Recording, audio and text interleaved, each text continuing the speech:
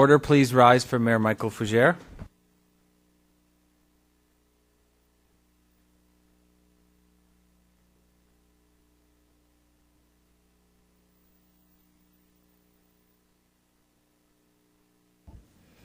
Good evening, everybody. Please take a seat. We have a long agenda this evening, so we'll get right to it. If I can have a motion to confirm the agenda. So moved. With the additions from the City Clerk's office, Your Worship. Okay, Councillor Price and Councillor Hinks, all those in favor? Opposed? Carried.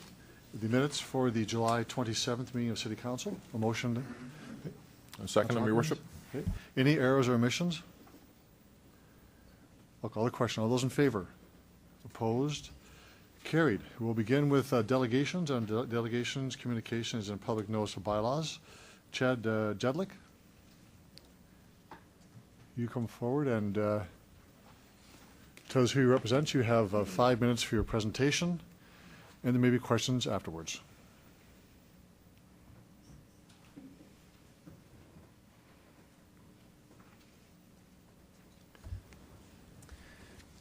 Good evening, Your Worship, members of City Council and City Administration. My name is Chad Jedlick, and I'm the General Manager of Residential Land for Harbour Developments. With me at the podium is Blair Forrester, President of Forrester Projects. This evening, we'll provide you with a brief overview of the minor concept plan amendment and rezoning applications before you this evening. Then we'll be available to answer any questions you may have. The minor concept plan amendment includes a changing of 2 medium density parcels into medium and low density lots, the realignment of a local road and the elimination of a redundant local road. The changing of the 2 medium density parcels is a response to decreased market demand for our 5 multifamily parcels and a desire to vary the mix of housing types provided in the first phase of development. The realignment of the local road was suggested during detailed design to provide more efficient traffic flow and safer angles at the intersection. And finally, the elimination of the redundant north-south roadway allows for the size of the park to be increased and for the pathway on the municipal utility parcel to integrate right into the park. The densities within the first stage remain in alignment with the OCP, and the density of the urban center is essentially unchanged. Thank you for your time. We're available to answer any questions you have. Thank you very much for your presentation. Are there questions? Councillor O'Donnell. Thanks, good evening, gentlemen. I want you to, if you don't mind, walk me through Main Street. Walk me through the main area. What am I going to see when this is developed? What will it look like?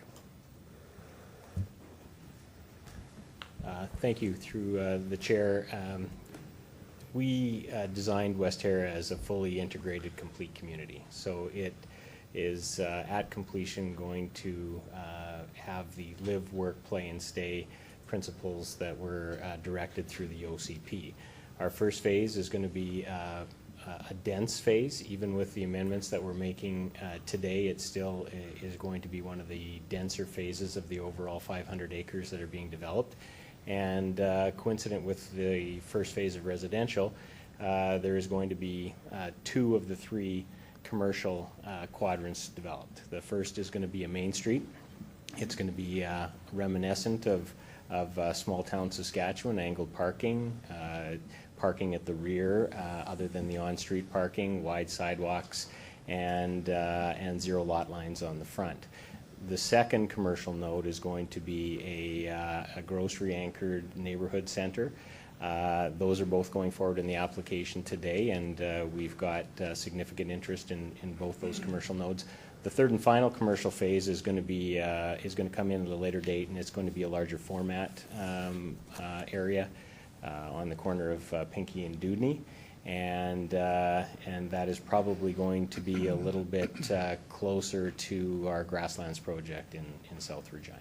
Thanks very much. Can I go back to that Main Street and can you give me a visual what it would look like, and if I'm going to walk down the street, what am I going to see? Through the chair, walking down the street, we're going to have a 2-story environment with approximately 100 feet between the faces of the buildings. That's the scale where we feel there's connectivity to both sides of the street, so you're going to feel engaged whether you're on the east or the west side of Main Street. It's going to be your finer grain retail offerings, so it's going to be your your sub shops, and hopefully a couple of financial institutions, your dry cleaner, all your amenity retail that you need on a day-to-day basis.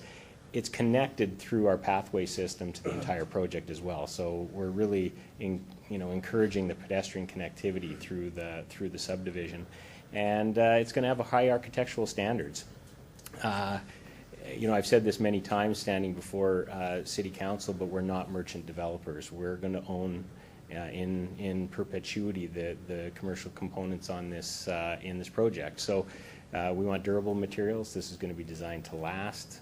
Masonry elements certainly at the pedestrian scale. So it's going to feel warm and welcoming, and we look forward to it being a significant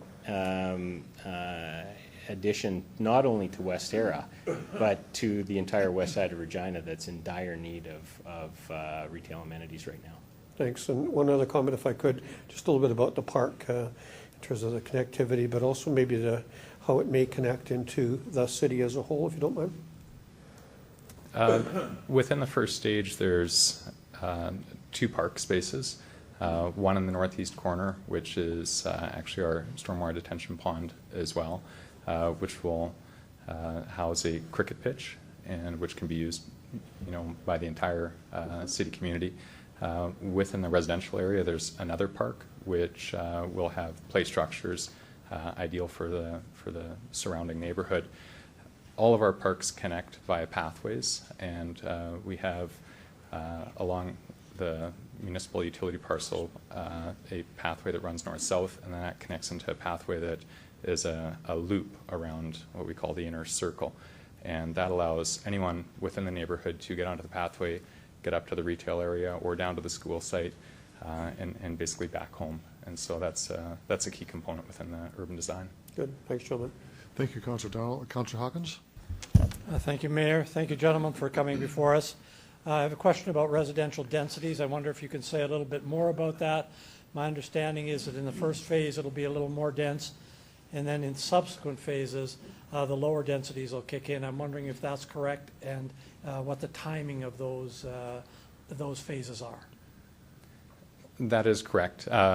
Within the first phase, we have higher densities because that's where our urban center is located, and so the idea is housing your higher density residential developments alongside the commercial development. As well, we have the transit running through, so we have our transit hub located in that area, so it makes it a very walkable, pedestrian-friendly environment. As we go south, the densities do decrease. A couple of changes that we applied during the planning process that were, I think, a direct result of the OCP and some of the challenges that we've seen in the city through higher density areas is that around parks we have parking all the way around parks to give additional parking space. As well, we have wider road cross sections which allow for more parking. And then around multifamily parcels, we also ensure that there's roadways all the way around the multifamily parcels. 2 things, if I might. Is there provision on the streets in the lower density neighborhoods for parking? Yes. And the second question is, and you may not be able to answer it yet, when do you anticipate getting to the lower density neighborhoods? I think it depends on the velocity of the market. Within the first phase, we our first phase goes down to the sort of major east-west collector. As we get south of that, that's where we get into the lower density. And so I would anticipate that this initial stage would take probably 2 years to build through. Thank you very much. Helpful. Thank you, Councillor Hawkins. Councillor Young? Thank you, Your Worship. Thank you for coming this evening. I have noticed that on the map that came with the report that there are some names of streets. And I'm wondering, we talked earlier about some street names that you had thought about but didn't make it past the approval stage. Could you talk a little bit about that? Yes, we had proposed a variety of different names and found that within the confines of the current street naming policy that it was difficult to get those names approved. And so the names we have right now are focused on crops and agriculture. But it is something that we would have preferred to go with. Actually, in the first phase, we were looking at more of a celestial theme, it being on the west side of town. That was our original intent. Okay. Would you be willing to send those names and the thoughts that you had to the clerk's office, and then we could take a look at that and see if there's a way that we could look at the criteria for naming and see if we could make that fit? Yes, certainly. Okay, thank you. Thank you, Councillor Young. Councillor Fraser. Thank you, through Mr. Mayor. Thanks a lot for your presentation. I really appreciate you mentioned that you hope the main street will have sort of a small town feel to it. We've heard that before when Harbour Landing was first starting up. I think that was the idea, to have sort of a central main street that felt like a small town, and that's not exactly how it's ended up. Lots of great things to say about Harbour Landing, but it doesn't really have that sort of small town main street feel, in my opinion. So why is West Terra going to be any different? Thank you, through the chair. I expect you're talking about the Grasslands commercial project in Harbour Landing on that comment, but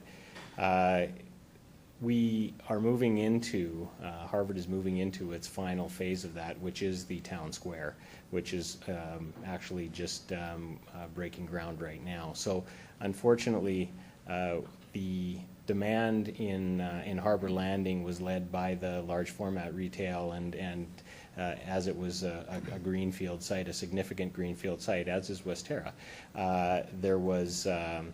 it was needed that we had the anchor draws in order to execute on the final phase. I think you will see that final phase is going to be reminiscent of maybe not a main street, but a town square, and that finer grain retail, residential over retail, is being introduced right now.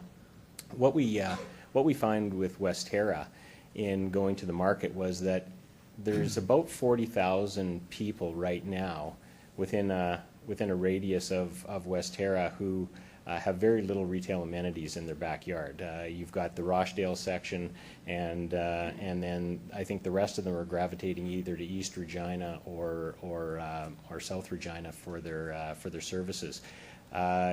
West Terra, because of its location and because of the underserved area, will be able to start with some of the finer grain retail initially, which we're hoping we can place on Main Street and execute on that in the first phase of development. Okay, I appreciate that. From council's perspective, I mean, we ultimately just have a say on the zoning aspect of this, and right now the main street, as I understand it, would be MAC, major arterial commercial. Is that right? Correct. So under that zoning, supposing that this is passed tonight, potentially that main city square could have a Home Depot or something like that. Is that right? Well, through the chair, the land uses are certainly included in the zoning, but we've also actually are subdividing the parcels. So okay. That main street is going to be a very defined area without the size of land and to execute on large format retail. I guess theoretically, the buildings could be slid back from the street somewhat, but under no circumstance do the depths in those parcels avail themselves to anything other than what we're planning. Okay, we have at least one example in Regina of a design control district that works. Would that ever be a consideration for a neighborhood like this? If you want to make it, if you have something very specific in mind, what you want that main street to be like a small town main street, would you ever consider doing something like a design control district now or in the future? We could take a look at that, but every application does come before Planning Commission and Council. I don't know. If I could add to that, this was one of the challenges in terms of moving through this prior to the zoning bylaw being, I guess, made current with the new OCP. And even though it is MAC, there is policy within our neighborhood plan that speaks towards the main street feel and design characters. And so that's sort of because our neighborhood plan now forms part of the official community plan, that policy governs the type of development that can happen along Main Street. And so that's one of the governors that will ensure that we are delivering on the type of development that we're speaking of. Okay, thanks for that. Thank you, Councillor Fraser. Other questions of the delegation? There are none. You can return to the gallery, and we'll now consider the report.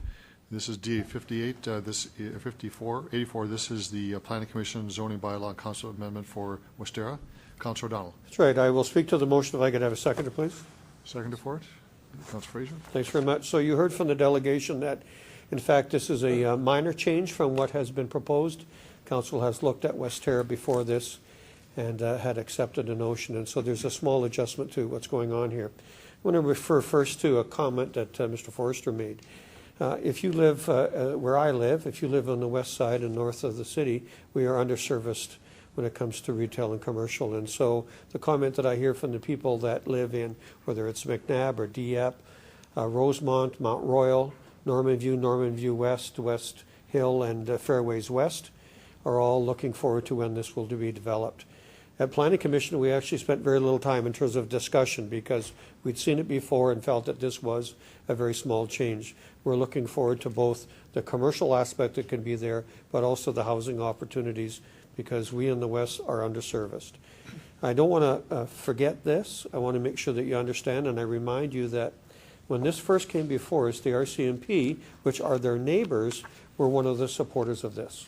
They looked at and said that this would be one of those areas that would help a large depot that services a lot of people, both in terms of jobs, in terms of training, and in terms of accommodation as being necessary to the point where there was access granted to that. So I don't want you to lose sight of that. I think they have followed everything that they need in terms of the official community plan, and on behalf of Planning Commission, we would like concurrence, please. Thank you, Councilor O'Donnell. Are there other speakers? No other speakers? Oh, Councilor Fraser. Okay, thank you through Mr. Mayor. The first presenters here made reference to a policy with the neighborhood plan, having some control over making sure that this sort of, again, has a nice feel to the main street. Can someone speak to what that policy is? Thanks. Ms. Horlock? Through your worship, the concept plan and the neighborhood plan that was approved through the Westera neighborhood plan does have policies within it that talks about the retail component. So on page 3, we've indicated of your report, it kind of outlines how it would work. The look and feel of any application that would have to come forward would have to adhere to those policies that are in that neighborhood plan. So because the applications that would be coming forward would be discretionary, it would have to go through the Planning Commission, and we would be looking for conformity with those policies. Okay, thanks for that. One more question here from page 8 of the report. As per the interim phasing and financing plan adopted by City Council on June 23, 2014, Westera is permitted to subdivide up to 20 hectares of land in both 2014 and 2015. The entire subdivided area before us here today is 54.81 acres. So this is an additional 14.81 hectares from what was initially allowed by council last summer. We're in the midst of coming up with a phasing and service agreement fee number that is going to hopefully make growth pay for growth. We know that the interim number, we suspect that the interim number is something less than what that final number would be.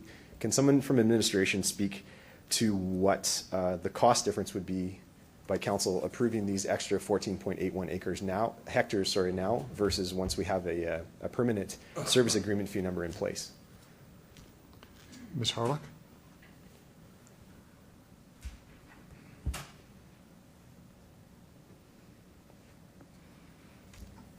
Through you, Mr. Worship, I will start and may defer this. At this point in time, it was the area that we're looking at is the residential component. So in your report, it goes on page 4 and 5 where we talk about that area was excluded. So the residential portion represents the 38.9 hectares. So it would be within the 40 hectares. So because the employment lands would be excluded. So at this point, we're indicating that it is within the realm of what was approved through the interim. Sure. So we'd have to, because we don't have the final number on the phasing and financing, we have to go with what was approved through council in terms of the amount. And I appreciate that, thank you, through Mr. Mayor. But as I understand it, that additional 14, close to 15 hectares will still pay a service agreement fee per hectare. Is that correct? Ms. Horlock? Through you, Mr. Worship, that's right. Okay, and what is that fee right now? Sorry, the interim fee? Through your worship, I believe it's 365,000. I'd ask Ms. Yes. Okay. 365,000. So do we have a ballpark idea, any ballpark idea of what the gap would be between approving this now and approving it once the new fee, once the permanent fee is in place? At this point in time, we don't have a finalized number, so I wouldn't, at this point, be comfortable Sure. bringing that forward at this point. Okay, thanks for that. Thank you, Councillor Fraser. Other speakers to the report? To Councillor Young. Councillor Young, I believe you may want to, I think you may want to speak on this. I think I want to speak Yes. to it too. Thank you, Your Worship. Further to my conversation with Wisteria developers about the names of the streets, I would like to amend the recommendations, and I'm not sure where this would fit, so I'll let you put it where it would fit. That the street names as contained in the report to the administration be explored, so those names may be incorporated in its list of names that are approved by the city. Is that understood by seconder? Okay. Okay, Councillor Flego seconds that. So I think the intent here is to have the names that are contained in the report for street names be referred to the administration to have them incorporated into eligible names. Okay. Councillor Bryce? So are you talking the street names that are incorporated or the ones that they are going to submit to administration? Those are the ones that are submitted in the report. The ones they're going to submit, okay. That just means differently than the ones in the report. The reports that we're speaking to now. Okay. Are we okay with that? I need some clarification, so it's the names not in the report? No, it's the names in the report now that are submitted by Westera. That have not yet been submitted. Okay. The names aren't in the report, but we're asking that the original ones be submitted so we can look at adding them to the list. They are sending a report with those Okay. names to the city clerk's office. Okay. Are we clear? Call the question on the amendment. All those in favor? Opposed? Carried. That would likely be a new number 5, and number 5 moves to number 6, which is the bylaw. Okay. Any speakers to the report as amended? I'll call the question. All those in favor? Opposed? Carried. We'll move on to our next series of delegations. Mr. Bill Babby. It's report 1558. Mr. Babby, you have 5 minutes for your presentation. After you identify who you are, who you represent, and you may be questions of you after.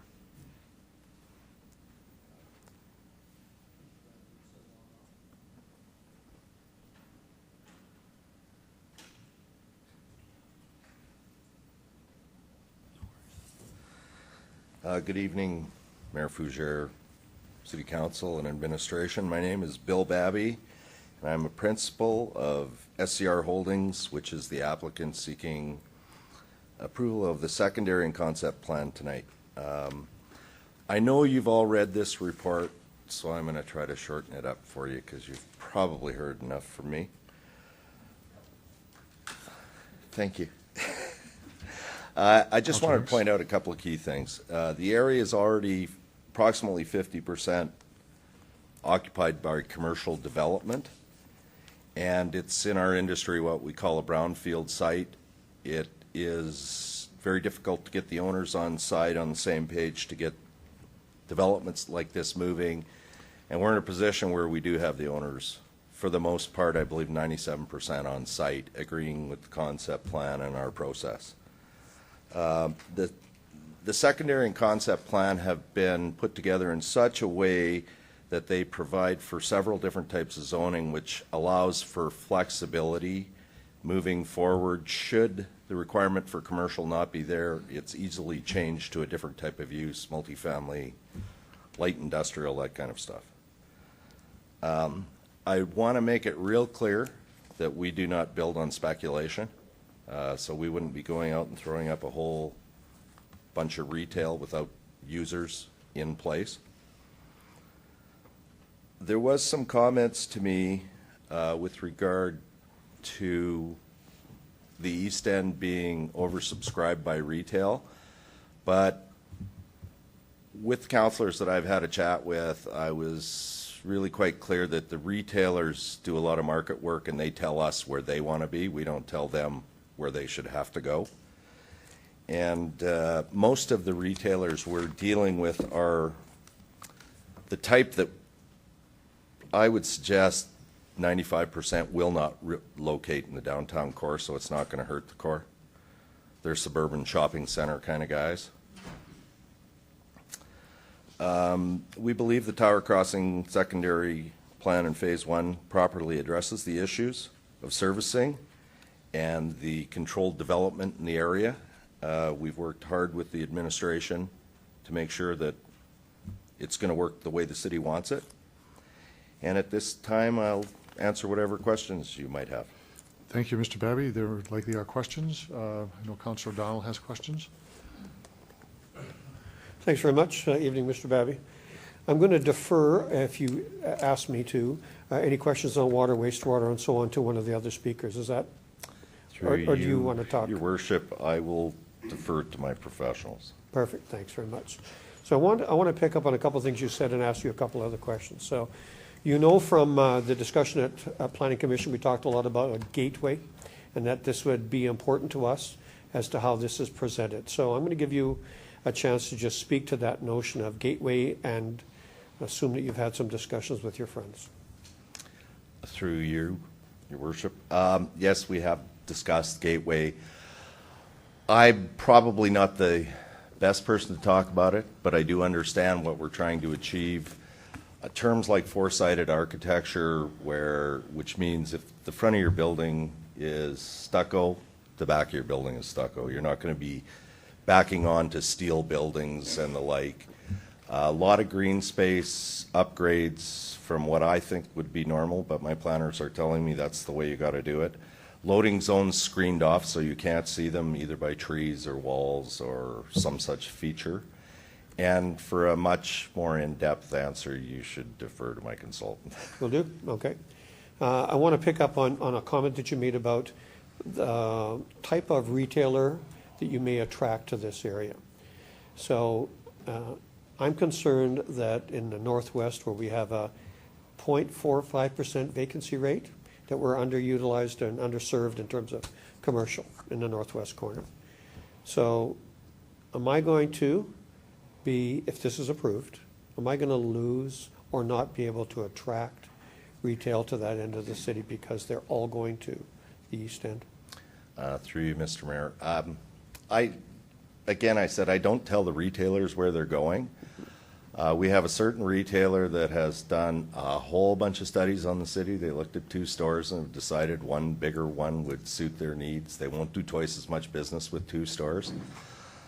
30 years ago, they used to come to Regina and say South Albert, then North Albert, and then we'll think about Victoria Avenue. And as I said at Planning Commission, by design or mistake, we've created ground zero in East Regina. So the retailers, if they're coming with 1 store, are going to want to be in the east.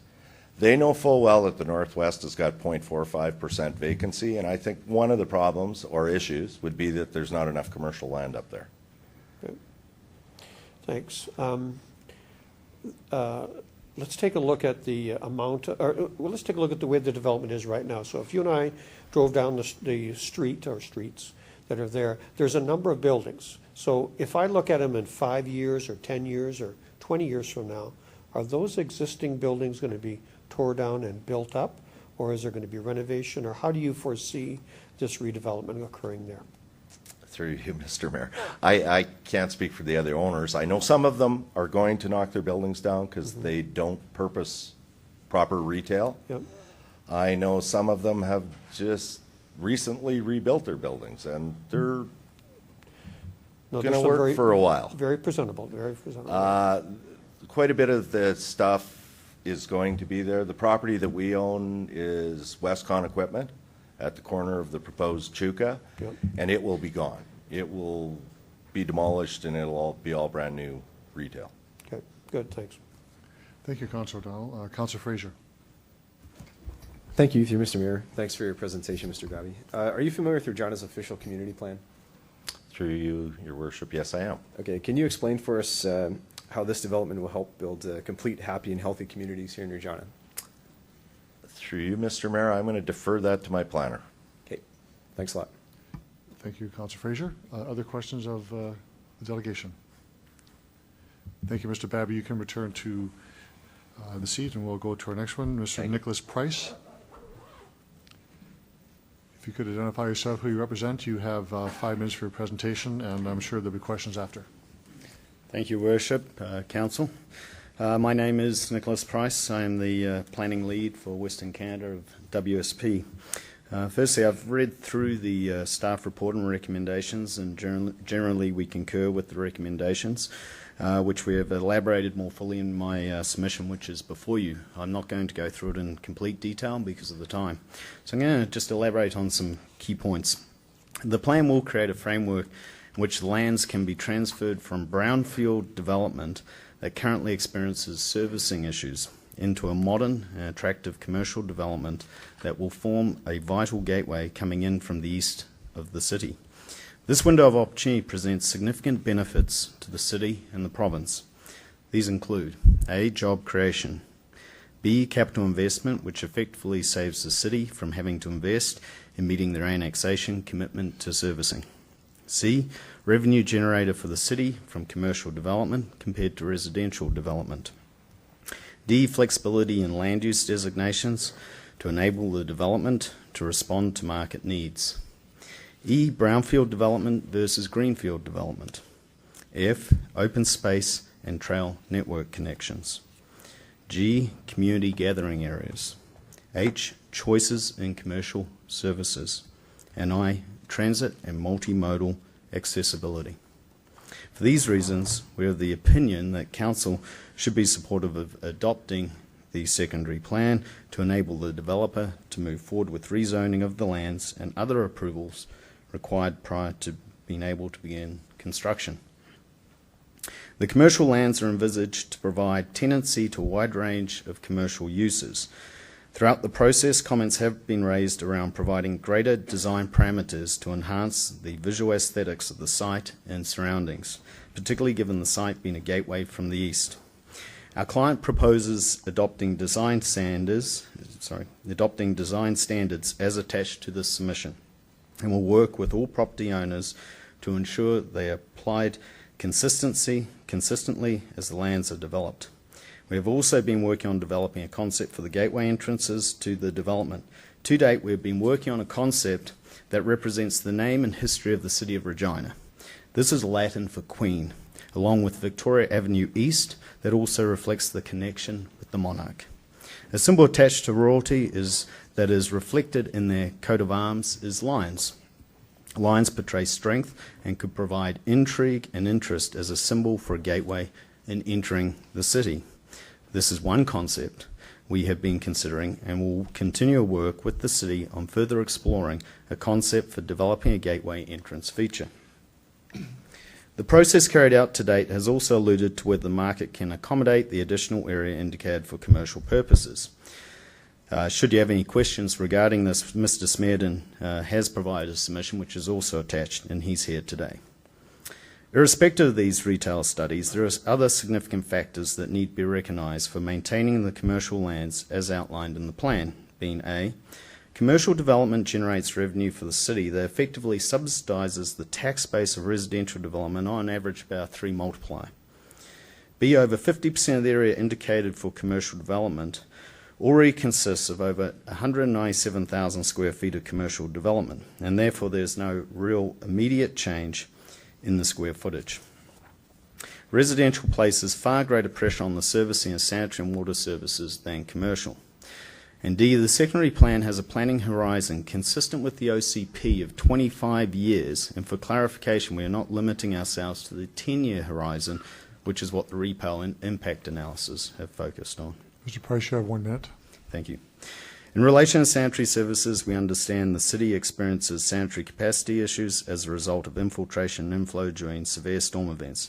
This has been a challenge experienced by many communities across Canada, leading to new systems prohibiting weeping tile foundation drains from being able to discharge into the sanitary system.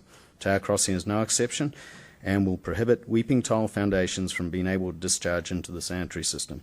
The development will also enable the removal of the existing business septic systems with connection to the city sanitary system, thereby meeting the requirements of the annexation.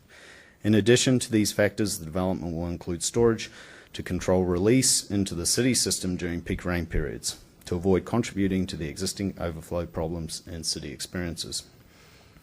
At the time of modelling the potential impact of the development on the city's water system, it was alluded that Tower Crossing would lead to deficiencies in the system at some point in its development. Mr. Price, your time is up. Maybe you have an opportunity to expand upon that more, but I do Yes. have to stop you after 5 minutes. Are there questions of the delegation? Councillor O'Donnell. Thanks very much. I think we'll pick up on your last points by talking about water and wastewater. I think you knew that, right? So it's not often that I get a report. No, in fact, I can't tell you that in 9 years I've had a report that talks about a condition based on water and water pressure and so on. So I'd like you to, if you don't mind, to just elaborate on this development and how it may ease those pressure concerns. Right. Through you Chair. Basically, at the moment, you have existing development that's in the area that is deficient in terms of the existing services are there. So as part of the annexation, you have one on-site sanitary, and you also have the water line, which is not of a sufficient size to enable the pressure meet fire flow tests, as I understand it. I do have my engineer here as well. I'm just a simple planner, but that's as I understand it.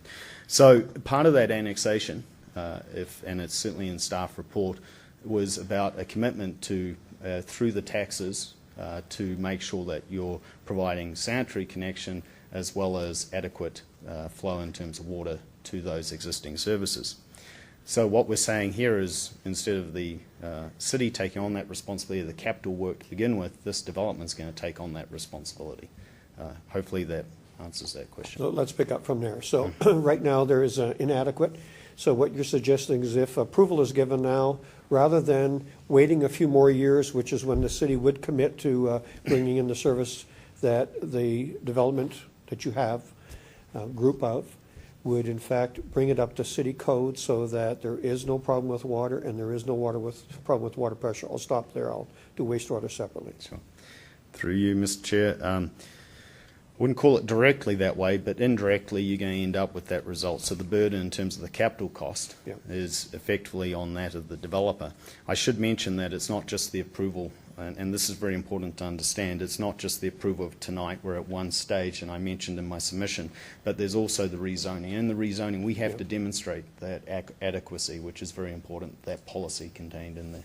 Thanks for bringing that up. So I'll pick up from there as well. So you have divided this piece of land, I'll call it, into nodes or into sections or into a development area. So as each one comes forward, and I'm going to assume that one of them may come up sooner than later, that you have to prove, the developer has to prove, that the water is adequately handled. Is that accurate? That, through you, Mr. Chair, that's absolutely correct. Each cell that we present, which will, because it's a rezoning, I believe it will come before council here, has to demonstrate that there's no deficiencies in the system, and that's the onus on the developer to demonstrate that. And that's set out in the policy of the adoption of this plan, both in context of water and sanitary. Good. I'll pick up that with staff as well. So let's go to wastewater, which we didn't spend a whole lot of time at Planning Commission on. So what would you propose, or what are you proposing to handle wastewater for this area or for each of the cells maybe? So through you, Mr. Chair, in terms of the wastewater, basically the system would be an overflow. Basically you'd have an overflow because it's during what's called I&I, inflow and infiltration. So your system, it's not so much, it's not designed, it's when all the rain comes in and your stormwater, you're overflowing the system. So what happens is we will build in a storage facility during those peaks that the storage goes into. In building that storage, not only will we account for that event, but also calculate in 25% extra space, so that there's no extra overflow. So you're designing, you're basically over-engineering the system to make sure that when those peak periods occur, it is not going into the system and contribute to it. Thanks. I don't know this, but I'm going to assume that this might not be the only such system in effect in the East. And my question would be, and maybe not necessarily to you, but I'll pose it to you, is that, so who pushes the button when, without all of it coming in at one time? So there's holding tanks, multiple, and not coming in at one time. Now, I'm not trying to put you on the spot, but that is my concern, and I will ask that question to staff as well. Through Mr. Chair, if I may, could I defer through to our engineer to perhaps come up and Yes, just he address? can come up and answer if he'd like to. If you just identify his name, that'd be great. Yeah. This is Bob Brockmeyer, Senior Engineer with WSP. Thank you very much.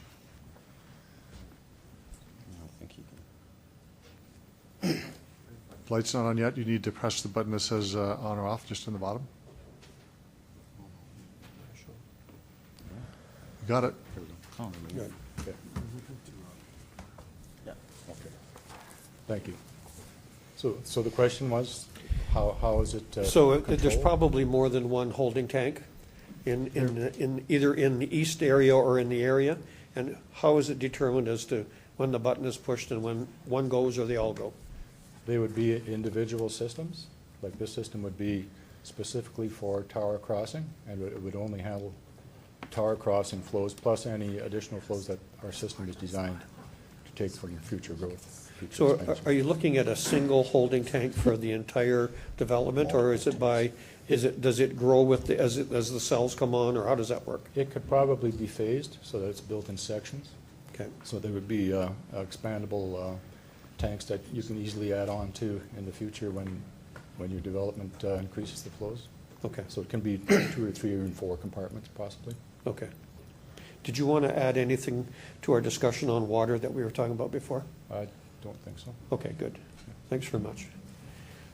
So I'll continue on a little bit with a comment from your point of view. Sure. So as we discussed at planning, the notion of 1.9 million square foot of additional commercial space, I'll call it, I don't want to call it all at one time because I know it's not, but that's a very large portion.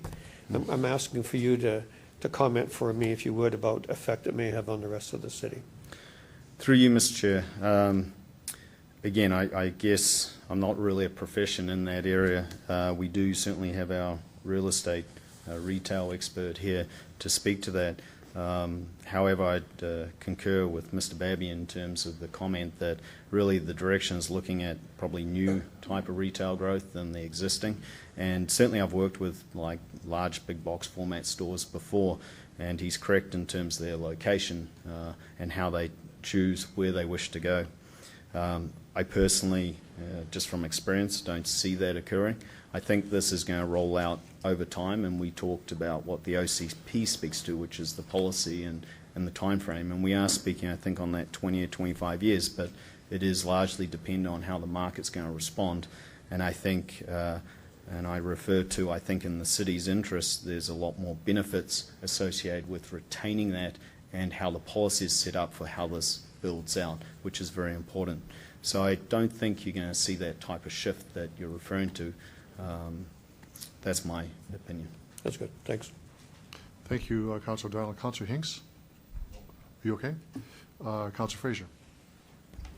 Thank you, through Mr. Mayor. Thanks so much for your time and your presentation, Mr. Price. So same questions for you. Are you familiar with Regina's official community plan? Yes. Great. And could you please relate this development with Regina's goal of creating complete, happy, and healthy neighborhoods? Thanks. Through you, Mr. Chair, I think the key part of this is, one, if you have a look in the appendices, you'll see road cross sections that provide for multi-purpose trail, both cycling and pedestrians, as well as, so there's walking throughout in terms of the design guidelines that we've presented. So what that does is that creates, if you look at traditional large formats, usually there's no walking ability or connectivity that's occurring. We have transit stops also included that again are attached in the secondary plan. So you're getting choice and not just a vehicular motion, but you've also got connections. To the north is future residential, so that creates a neighbourhood in its own right, and again porosity in terms of movement coming through into the development. The development again has been enhanced through, and you've seen the design guidelines that we've put forward, which basically enhances the ability for particularly looking at outdoor type of opportunities within the development.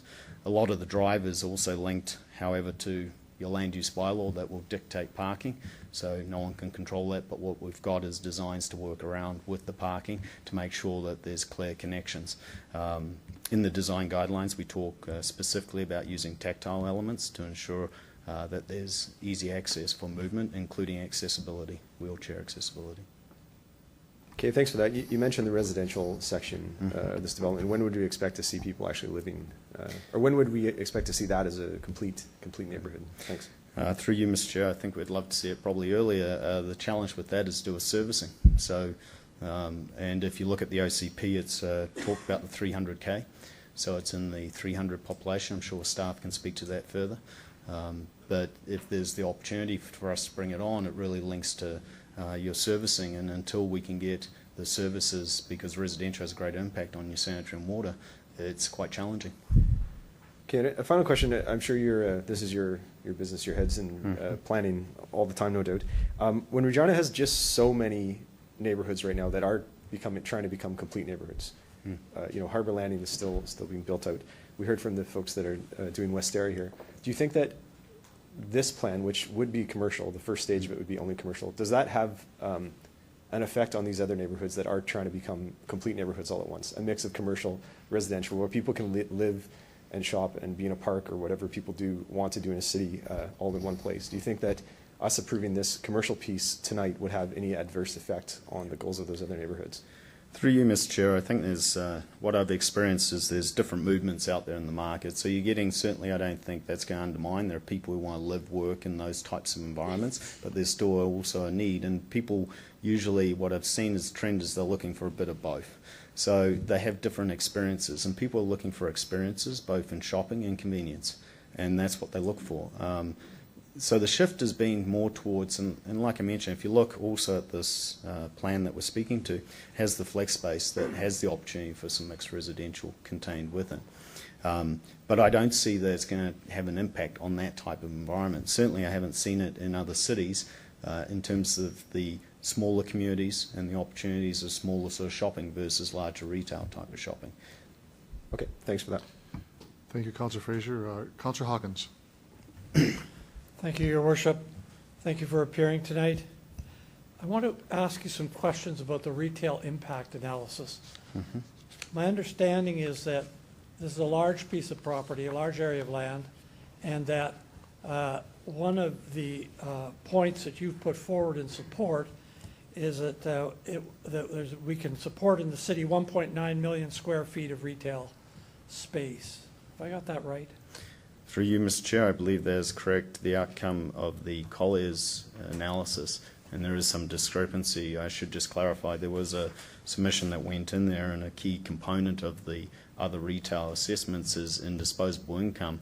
They did not include significant aspects that really, once you change that, equate the reports would shift. So it's important to acknowledge that, and certainly we have the gentleman here, if need be, to come up and speak to it.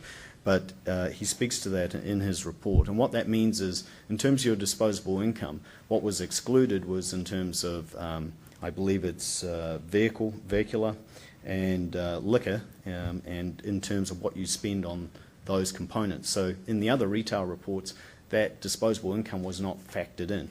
When you factor that in, then you'll see a shift in the retail studies. Can you identify what other retail studies are out there on this point? My understanding, through you, Mr. Chair, I believe staff engaged someone to carry out a retail study, and there was someone else who submitted another retail study. So there's two others, and this council hasn't seen those, although the Planning Commission may have. I wasn't there, but this council hasn't seen those. Can you tell me what the conclusion of those other two studies are? I would be best, if I may, Mr. Chair, defer to our retail expert, because we're starting to get beyond the technicalities of, if that's okay with that. We can ask a question of the delegation. They actually are receive and file, but they are here for questions if you want. So I can hold those for the delegation? Yes, we could do that. Thank you. And I have one other question I'd like to explore with you. You did mention a gateway. Can you tell me what you understand a gateway to the city is? Through you, Mr. Chair, gateway is both. So I look at it from two components. One is from how the buildings and the landscaping will form as you enter, coming into Victoria from the east. The gateway also creates an opportunity of whether it's some symbol type. It could be in the form of art. It could be in the form of symbolic representation of a feature, a structural feature that could be at either the gates to the development itself or the gateway coming from the east along Victoria Avenue. So what I elaborate on, a combination of two factors. One is how you feel welcome to the whole development, which we've expressed through the urban design standards. The other could be through a structural feature. And so what we've been exploring are what opportunities that really represent and create a gate coming into the area from the east. So usually when you think of a gateway, a a gate has two sides to it, right? And do you imagine that there'd be part of that gateway would be on the north side of Victoria, and part of the gateway would be on the south side of Victoria? Is that how you imagine it? Through you, Mr. Chair, I think it could be that, or it could be a gateway coming in through the main entrance to this development on either side. So you imagine a gateway only on one side of Victoria? Well, through you, Mr. Chair, I think there's two parts to look at contextually here. You've got to understand the nature of Victoria Ave, which in itself is quite a relatively high-speed traffic. It's a wide road. So trying to get a gateway that would be, on both sides, I think would be diminished through scale and probably controls place in terms of a main road coming into the city. What we're talking about is the opportunity also for a gateway coming into the development that is represented both from Victoria, that could act as an entrance feature for the city, but could also act for an entrance feature into the development. So that's a gateway in its own right. Now, what I'm also explained in my submission is that we're at this level. We totally acknowledge there needs to be a gateway, and we want to continue that dialogue with staff as we move through this process, for example, in rezoning and the other approvals. Your Worship, I'd just like to explore this a little bit with the delegation. So you're saying a gateway being a gateway into the development on the north side of Victoria. Is that how you understand the gateway? Through you, Mr. Chair, I see it as both. What I mentioned was there's opportunities for both. To the north in terms of the development, and to the south coming in terms of both sides to represent a gateway into the city. What I'm saying is that at this stage we're exploring those opportunities, and we'll continue to explore those opportunities with city staff and council. Have you already explored the idea of a gateway with city staff? Through you, Mr. Chair, at this stage we haven't totally engaged with staff simply because of where we're at in terms of the policy structure of where we're at in this document. We acknowledge it, and what we're saying is as we move forward, we'll continue to work with city staff and council in trying to come up with a suitable gateway. As mentioned in the submission, we brought up a concept, an idea, but obviously that's the first time you've heard of it as well. So we'd like to explore that, which I think is the appropriate path forward. So city staff hasn't been engaged in actual discussions with you about a gateway, either whether it's a gateway to the city or a gateway to the development. Is that right? Through you, Mr. Chair, at this stage, no.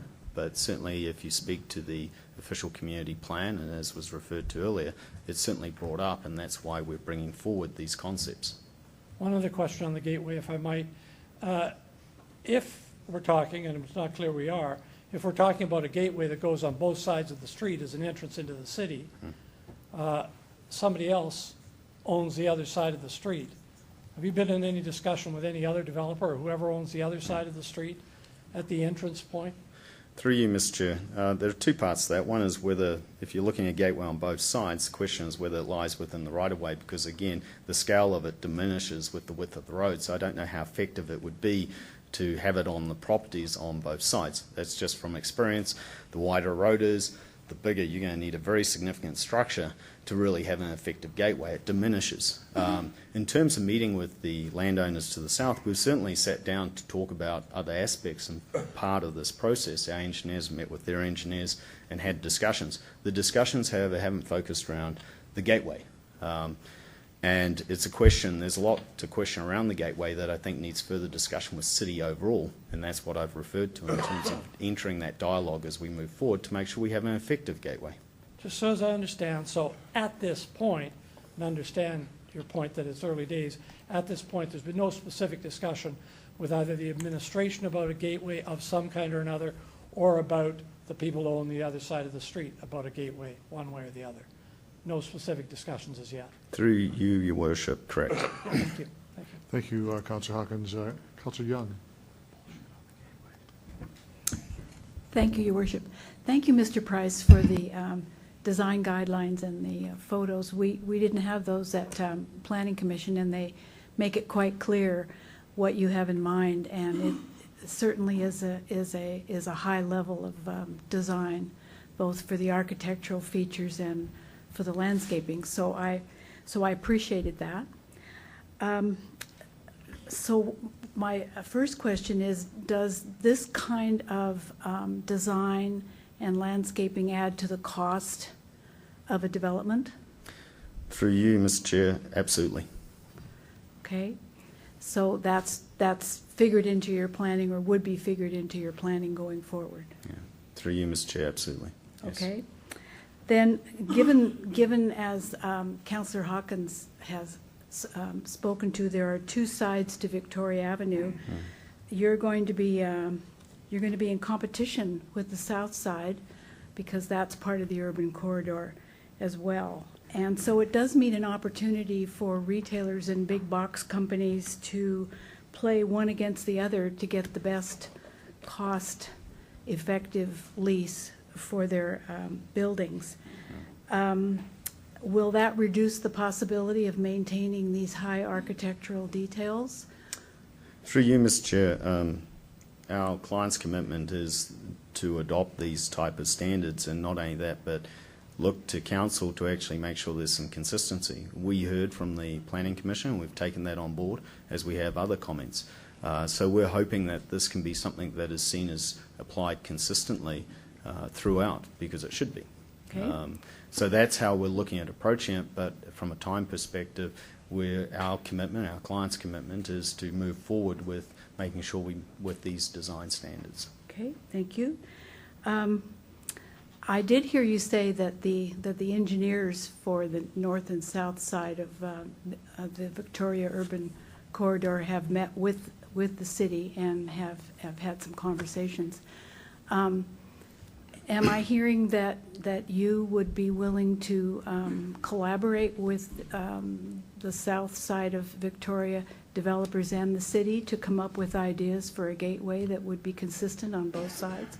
Through you, Mr. Chair, I think that was certainly what I was trying to indicate in terms of moving forward, that and that's what I think is important. It's quite a level of detail that we're getting into. Like I mentioned, where exactly would you place it to make an effective gateway? Because the width of that right-of-way is very, very wide. So I think it's important that we do have dialogue as we move forward with the progress of this. Okay. And what we're looking for as we go today is really the secondary plan. That enables us, give us the policy and the foundation direction to move forward with that dialogue. So what would you say are the big governing factors that make this timing so important for you? Through you, Mr. Chair. Well, key is the uniqueness of the property owners and the collaboration. They're smaller, they're not a large company, so time and cost is a factor in terms of any sort of delay in the process. I know certainly that they were keen to start construction this year. We've forgone that opportunity, and any construction cycle you miss basically puts at risk the whole project. So, we're working diligently to try to create the framework, which is really the adoption of the secondary plan, to give clear direction to move to the next step. The next step is through rezoning, as well as looking and working with staff about the collaboration on the gateway entrance to have greater dialogue around that. So I think they are the important parts in terms of moving forward, to understand that structure and the level of detail, because the more detail you go into, the greater the cost gets. Right. Okay. Thank you. Thank you, Councillor Young. Councillor Bryce. Thank you. Councillor Hawkins eloquently asked, and there were some questions asked and answered about the gateway, because your presentation had a lot of information about the gateway, and I foresaw a gateway being bilateral, and I also was wondering if you met with the group on the other side to see how we could make it a gateway to the city, but it doesn't sound like that's moved forward at all. Granted, on the scale of what would be needed. Yeah, through you, Mr. Chair, and I'm speaking of experience here and doing a lot of also streetscape designs and how effective, and I go back to there's actually a rule in terms of urban design. When you have a width of a street, the building should be times and a half that height to make it effective in terms of urban design. So if you look at that right-of-way, you've got to really look at contextually how effective that investment would be. So what I'm asking, and the question that's put out there is in context to really, by putting it on the property of the developers, does that make sense? Is it really going to be effective for a gateway coming in through Victoria based on speed and the width of the lanes? So is there another way to do that, perhaps within the right-of-way? And that's the question that I think we need greater dialogue on as we move forward. I agree, through your worship, but when you bring something forward that talks a lot about how you feel this is a gateway to to the city of Regina from the east end. That's what you're putting out there, so that's why the questions are about that. Thank you. Thank you, Councillor Price. Councillor Flagel. Thanks, and welcome to council. A couple of things I just wanted to clarify. You're talking about the infrastructure in the planning stages. Are you comfortable, like I'm looking at A3 and it shows a road that just sort of does a square rectangle and then back to Dudney from Argan Street. Are you comfortable where you don't have an exit out the east side? Through you, Mr. Chair, that's largely dictated by highways. They have an expanded road. We're not allowed to access it there. So we have to make sure, and there is a loop around. It's not exactly a closed cul-de-sac in that context. But we originally had plans to come out onto Tower Road, but because of highways, we are unable to do so. So my question would be, as a planner, would you feel comfortable, and I'm sure you've seen the intersection of, I don't even know what it's called, I'm sorry, but right where the two hotels meet and Access Mobility is there, just in front of Mr. Young's place, is where this road's going to come out. And then you exit onto Victoria Avenue on the south side. Do you feel that that's an adequate space for the amount of new traffic that is going to be generated? Because if they can't get out Chuka and they can't get out the other, and who knows, how long it might take to have Dudney accessed to Prince of Wales, are you comfortable with that? Through you, Mr. Chair, absolutely. And the reason I say that is because of the comprehensive nature in which the traffic modelling that's been carried out. Our traffic engineers, both not only ours, but with cities' traffic engineers, the modelling and the analysis undertaken along with, as shown in the appendices, the cross-sections of the type of roads that are going to be required. So I think a lot of work has gone into it to make sure that functions correctly, and that includes highways. Yeah, okay, good. Through you, Mr. Mayor, I wondered about, we talked about sewer, water, wastewater as costs that are going to be incurred in the next, I'm guessing, 2 years, if we can say that. Have you factored in, and how do you see the rest of the sidewalks, roads, gutters, street lights, traffic lights, landscaping as part of the group of, I'll say group of 9 owners today? How is that going to affect, and where is that all that money going to come from to finish the product, although it may take 20 years? Through you, Mr. Chair, to speak to the money, I'd have to refer to Mr. Babby on that question because he's one of the major investors on it. I think, though, the key here is this is, I think a lot of people perhaps think it'll be a 2-3 year rollout. This is a 25-year plan. I refer to that. You've also got the approach of the rezoning by a cell system approach. So when we do the rezoning, the infrastructure will follow with that at a rate that meets the demand or uptake of the development that occurs. And that will include all the servicing and the sidewalk that goes with that, as outlined in the secondary plan and the policy associated with it. In terms of funding, I really would have to refer that to, it wouldn't be fair for me to make a commitment on behalf of others. Can I ask you a question? Can I ask him a question about the gateway? Doesn't seem like anybody has. Well, we've explored that an awful lot. I'm not sure what else we can get on that one. I do have one thing I want to ask you. There's something new on the Have you ever built an area where you're on a major road, and eventually Victoria Avenue is going to be 6 lanes, that one side is completely different than the other side, and they're both successful? Through you, Mr. Chair, if you adopt our guidelines to the south, then I think it should be consistent. That would be my key. But based on experience, I've seen, I mean, the design guidelines that we've presented are based on really common practices now. You'll see in most of the cities, Calgary, Edmonton, even out in Halifax. And I've worked across Canada in terms of understanding where these shift to and the type of designs that are coming in. I haven't seen, I must admit, I was thinking of this, I haven't really seen gateway features associated with these types of developments.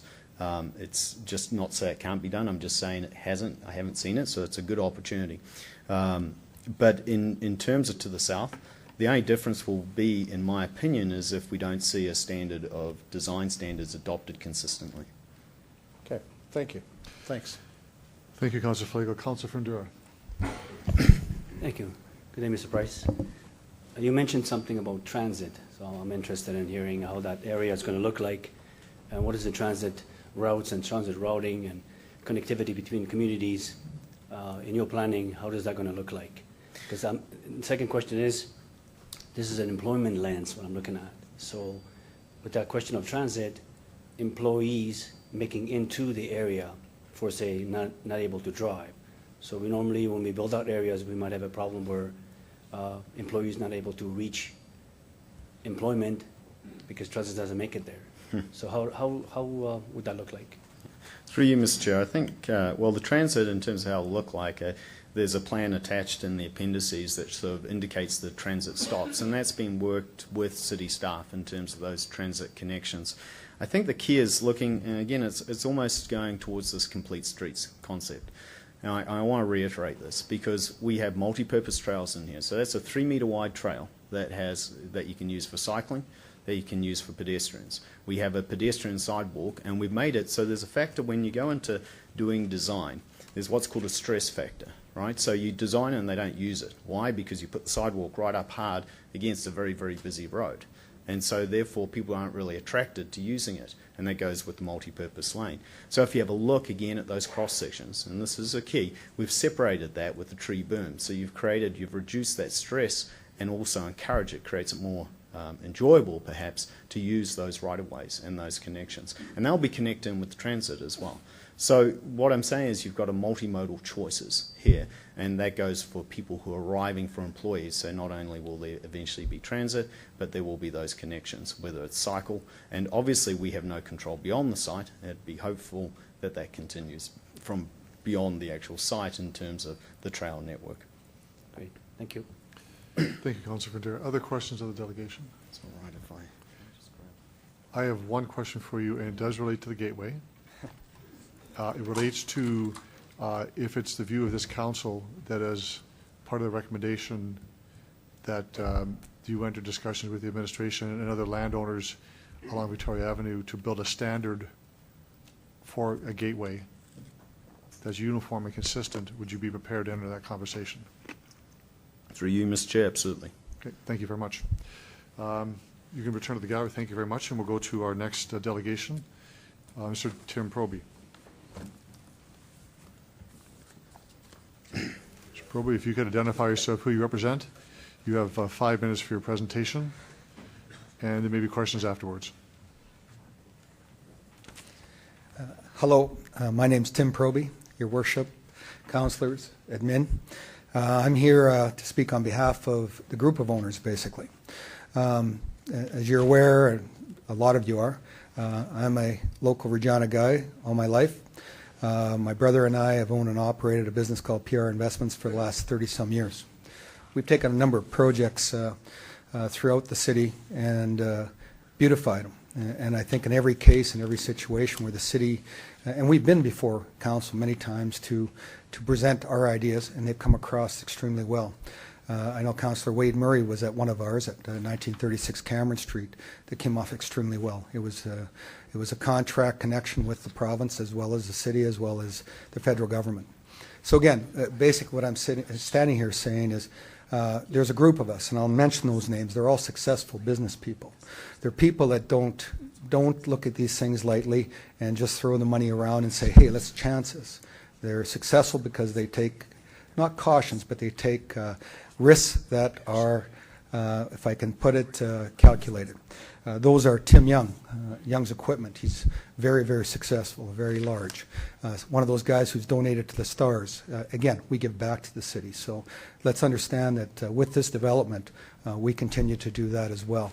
We have Darren Gelowitz, Village RV. Again, a guy I've known for a lot of years, actually. We go way, way back.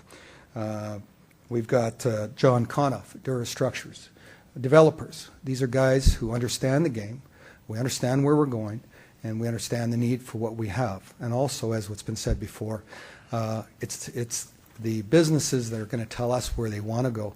I've tried in the past to tell them where to go, and they've told me where to sit on it. So the other one I've got to mention is Dave Barber. Again, a family that's well known and has also got connections with large construction projects. So from the standpoint, again, I'm trying to, in a very short time, just give you an idea that we're in favor of this, not just because we have property there. There's 2 or 3 of these guys that don't want to do anything yet, and if the city would leave them alone, they probably wouldn't move. But they know that's their time. Tim Young knows that he's only got a few more years in this location. Village RV is no different. They require large lots of land. So, on the other hand, I own vacant land, and somebody asked earlier, who's building and who's not. Well, we're building as soon as the city allows us. And we plan on making them projects that we're proud of, not that we just put up and run away on, because we haven't run away from anything. We did one on Chateau Eastgate, which was left by a former person as one of the first modular builds in the city of Regina, and was left vacant for a number of years. We completed that, and it's a prized possession in our fleet now of what we own. We've taken another one on just recently, the Marriott Hotel on Albert Street South. Again, something else that was vacant for a number of years. Are they opportunities for us? Definitely. But it's also something where we drive by and say, why isn't that getting finished? So, again, that's not just myself, but you look at Dave Barber, John Conniff, Darren Gelowitz, they're all the same kind of guys. And as it was mentioned earlier, we've got 97% of the group on board, and that's unheard of. So normally we bicker and dicker and try to buy each other's property, but we're not in this case. So really that's what I'm here to say. I'm here to present our group's basically support of Tower Crossing, and that's it.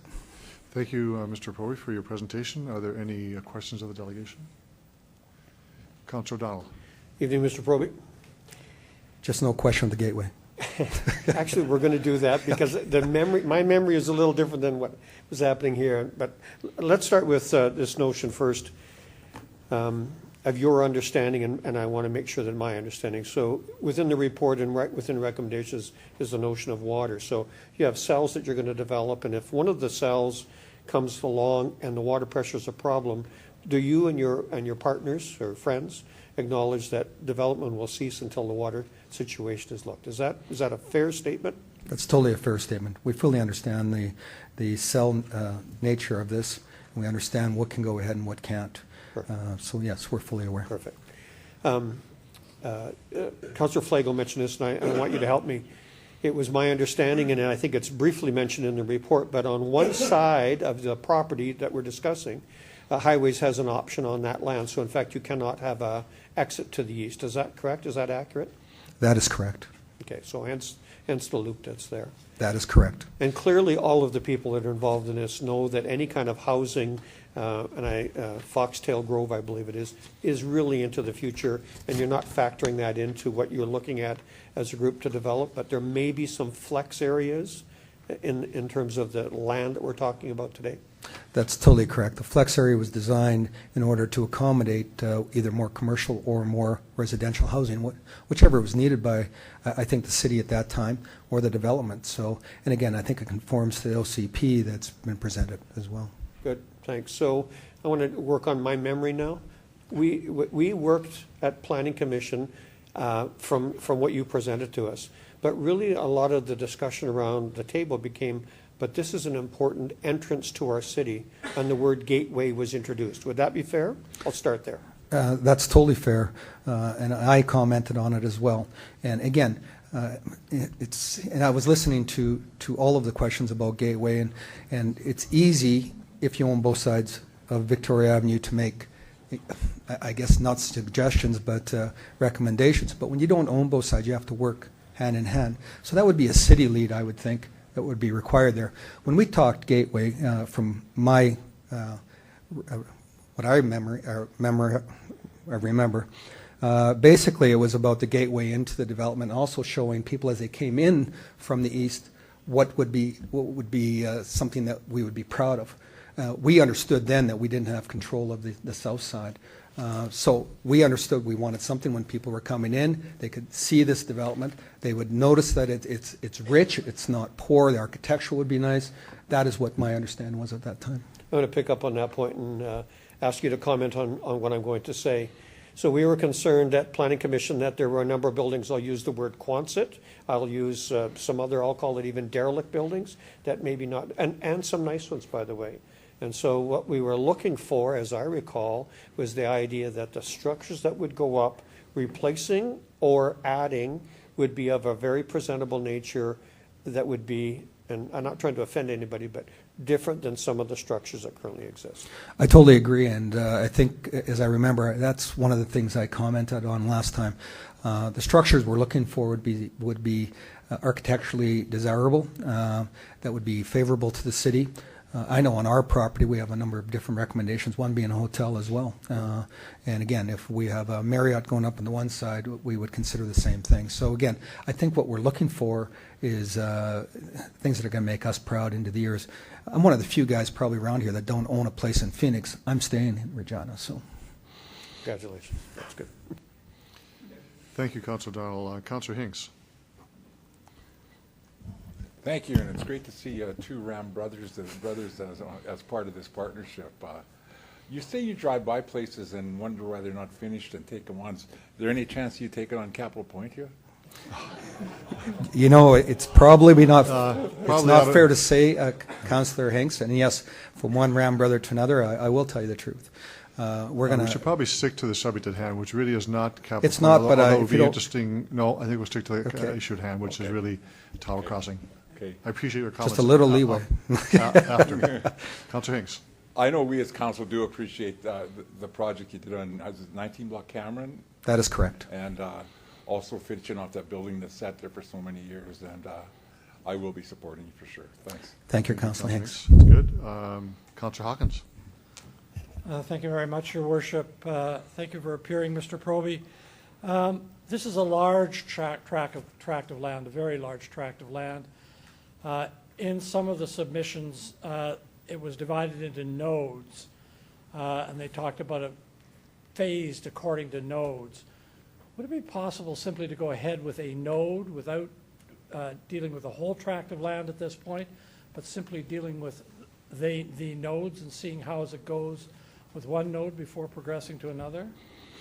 I don't know if I'm qualified to answer that, so I'm probably just going to not answer it at this point in time. What I understand, and not talking in regards to the nodes, the developments that are going to happen are basically along Victoria Avenue at this present time. There's a little bit behind, but I think it is done in smaller nodes, is what you're suggesting. But again, I'm going to let the planner and Mr. Bill Babby's group answer that question more fully. Thank you very much. I have one other question. Mr. Proby, you spent some time telling us about the guys in your investment group. Are there any gals in your investment group? You know what? We would worship if they would come on and cherish the ground they come from. But at this point in time, I'm not aware. You know what? I'm going to lie or come back and give you a little bit of a truth. I think each one of us guys has a wife, and I'll tell you what. I know mine dictates a whole bunch of what I do. So when I say it's Tim or Wade Proby, I'll tell you what, it's Tim Proby, it's Teresa Proby, my wife, who's my partner in life as well as my partner going forward in business. And Wade is no different. And I'm not going to speak on behalf of some other guys, but I do know two of them said they had to be home by 7. So. Well, there are a number of very, very, very talented women in this city who are I believe, excellent businesswomen, and you might consider working with them too. Thank you. If I may just comment on that through your worship to Councillor Bob Hawkins.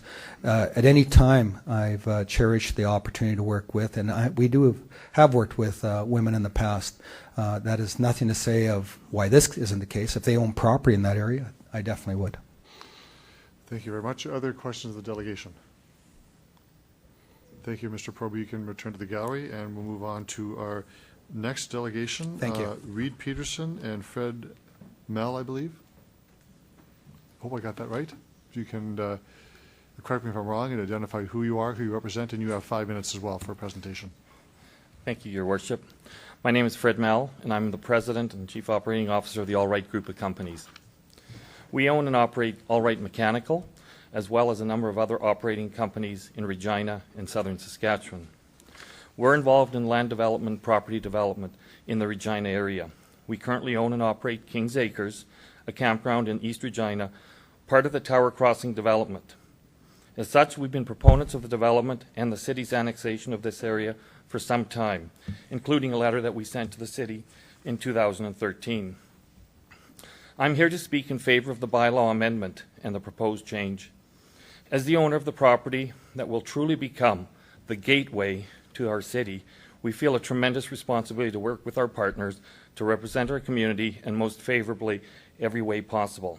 It is imperative that the development process continue and move expeditiously, allowing ourselves and our partners a certainty to engage with potential clients and work towards a commercial development. We are already a commercial development.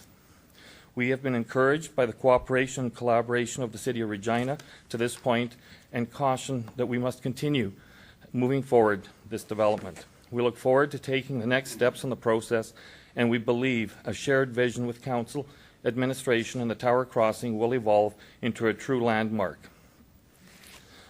We are truly developers of Gateway. So we've had that discussion in terms of, we'll call the Tower Crossing. One of our developments is in White City, the redevelopment of a truck stop, which is truly the gateway into Emerald Park. What we've done is removed an old truck stop that was really not operating and bringing in new commercial retail development, including Sobeys, Shoppers, Boston Western Pizza, Tim Hortons, and an Esso. We have also purchased the lands of Prairie Oasis and Moose Jaw. It's a 80-acre development, and again, the entry into Moose Jaw, which is really being used as a truck stop right now for guys leaving their trailers sitting there. Again, one of the excitements for Moose Jaw is that they see the redevelopment of this gateway.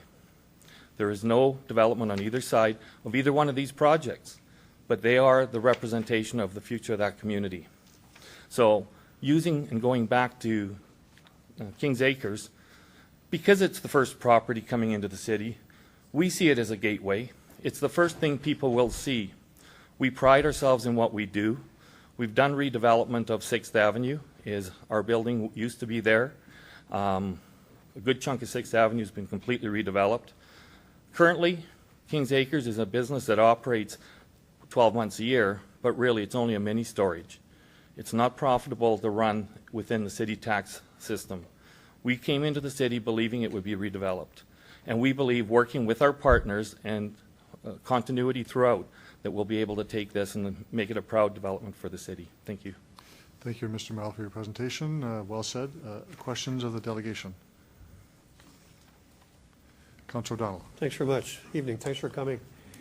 Because your property is on the east side, along what is Tower Road going north, could you just comment a little bit about what you can't do, maybe? In other words, that there is land that you must hold for the province and a potential byway north. There is a very small parcel, which is that highway portion that we have to hold. And again, because of the way our property is configured, it is a very small portion. I think it's about 1/4 of an acre that we can't develop.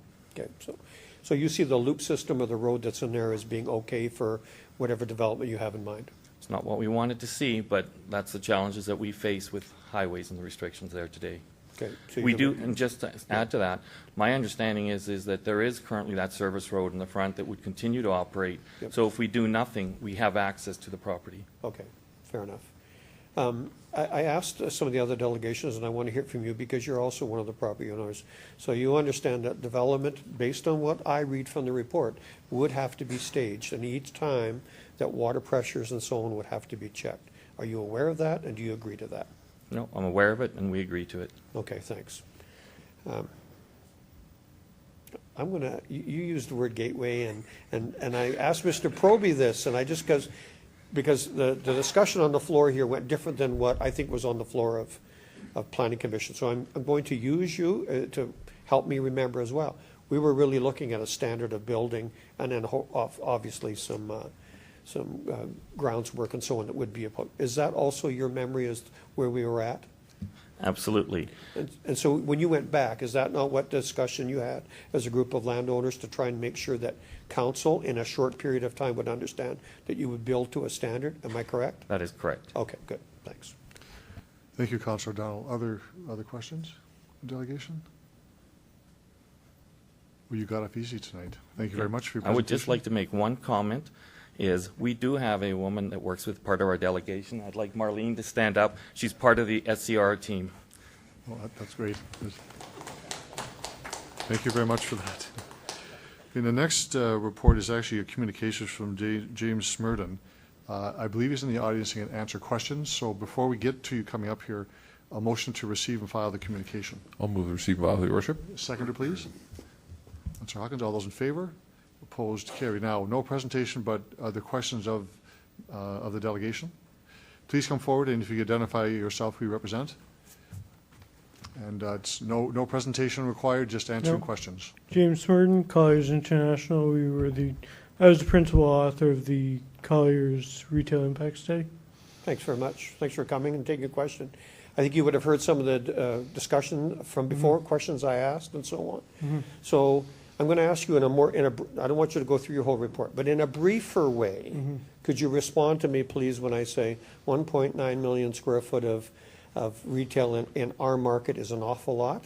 So impact on downtown, impact on other areas of the city. I'd like to hear what you have to say, please. Through your worship, our approach to the retail impact analysis was to look at a fairly small area of south and southeast Regina, and we felt that over the course of a decade, from 2014, if the development, or starting in 2014 to 2024, the demand generated in that area by the growth in population and growth in incomes would more than represent the amount of retail that was going to be built. Okay, thanks very much. Do you see this as an area that would be attracting people from outside of the city? And if so, could you talk about that a little bit? From the east, our retail trade area was fairly constrained. There would be some inflow from outside of the city of Regina, but very little inflow from other parts of the city. So I must admit I'm surprised with that. So I'll ask you directly. So are you using, say, White City or Emerald Park as being part of that, or are you looking beyond, say, to Fort Capel and Whitewood or wherever on the east? Sorry, I'm not familiar with all those places, but okay. So I'll say that again. Whitewood and Emerald Park are only about 6 miles. White City. 6 miles away? Yeah. 6 miles away. That would be inflow. That would not be part of our primary or secondary trade areas. Okay. Okay. I'll have to think about that. Thanks. Thank you, Councillor O'Donnell. Councillor Hawkins. Thank you very much, Your Worship. Thank you for appearing. I want to as well ask about the retail demand. The bottom line conclusion of your report is, and you may want to elaborate on this, that the city can handle 1.9 million more square feet of retail space along the south side of Victoria Street, north side of Victoria Street. Is that correct? Through your worship, the bottom line of our report is that the area that we study will generate demand for 1.9 million square feet over 10 years. Right. Yeah. We've heard that there are other reports that have come to a different conclusion. As I mentioned, I haven't seen those reports. Have you seen them? There are 3 reports that I think were referred to. Ours, which is a retail impact analysis for Tower Crossing. Then the city conducted a peer review of our report, and they also generated the peer reviewing firm also generated their own sort of quasi-demand analysis and impact analysis. And then there was also an impact study done for the other side of Victoria, the other retail development on the other side. So the developer on the other side of Victoria, is that right? That's right. Let's go through them one by one. Have you seen them all? I have. Okay, let's go through them one by one. The report on the south side, the other side of Victoria, what was its conclusion with respect to the amount of retail space that could be accommodated? Through your worship, Councillor, I can probably summarize them both by saying that they used a very similar approach to what Colliers does, in that there is, and you have my package, I believe, which explains a bit of this. But what we do is we take household incomes and distill those to retail spending, and then use spending to and retail productivity rates to get square feet of demand. And in that sense, they all use the same approach. But the way they differed is that the Collier's model uses all spending categories, and for some reason, both of the other reports left out. I think Mr. Price mentioned left off some crucial categories, especially for this part of the city, which are automotive-related spending and also liquor spending was eliminated from both of those reports. So automotive by itself represents a third of spending for the average Canadian, and I think they should be included, and I don't know why they weren't. So that's, sorry to interrupt, No, you go Councillor. So that's the principal difference between the reports. After you consider both use generally the same methodology, and then I started looking for the differences. So generally the same methodology. Yeah. You came to a conclusion of 1.9 million square feet. Yeah. Theirs was somewhat less. And the developer on the other side, what conclusion did their report come to? I'd be going by memory, and I apologize, but I think it was about 800,000 square feet. All right. I'm guessing that you were paid by the developer on the north side, is that correct? SCR Holdings was my client, yes. And I'm guessing that the developer on the other side paid for that retail report as well? Yeah, through you, Chair. I believe so. And who do you think paid for the city's report? I think probably, well, I don't want to speculate on that. It very well could have been my client, but probably the city, probably taxpayers. Fair enough. We can confirm that when the city, when we get asked questions of the city. Mhm. What was the conclusion in the city report with the amount of, in terms of the number?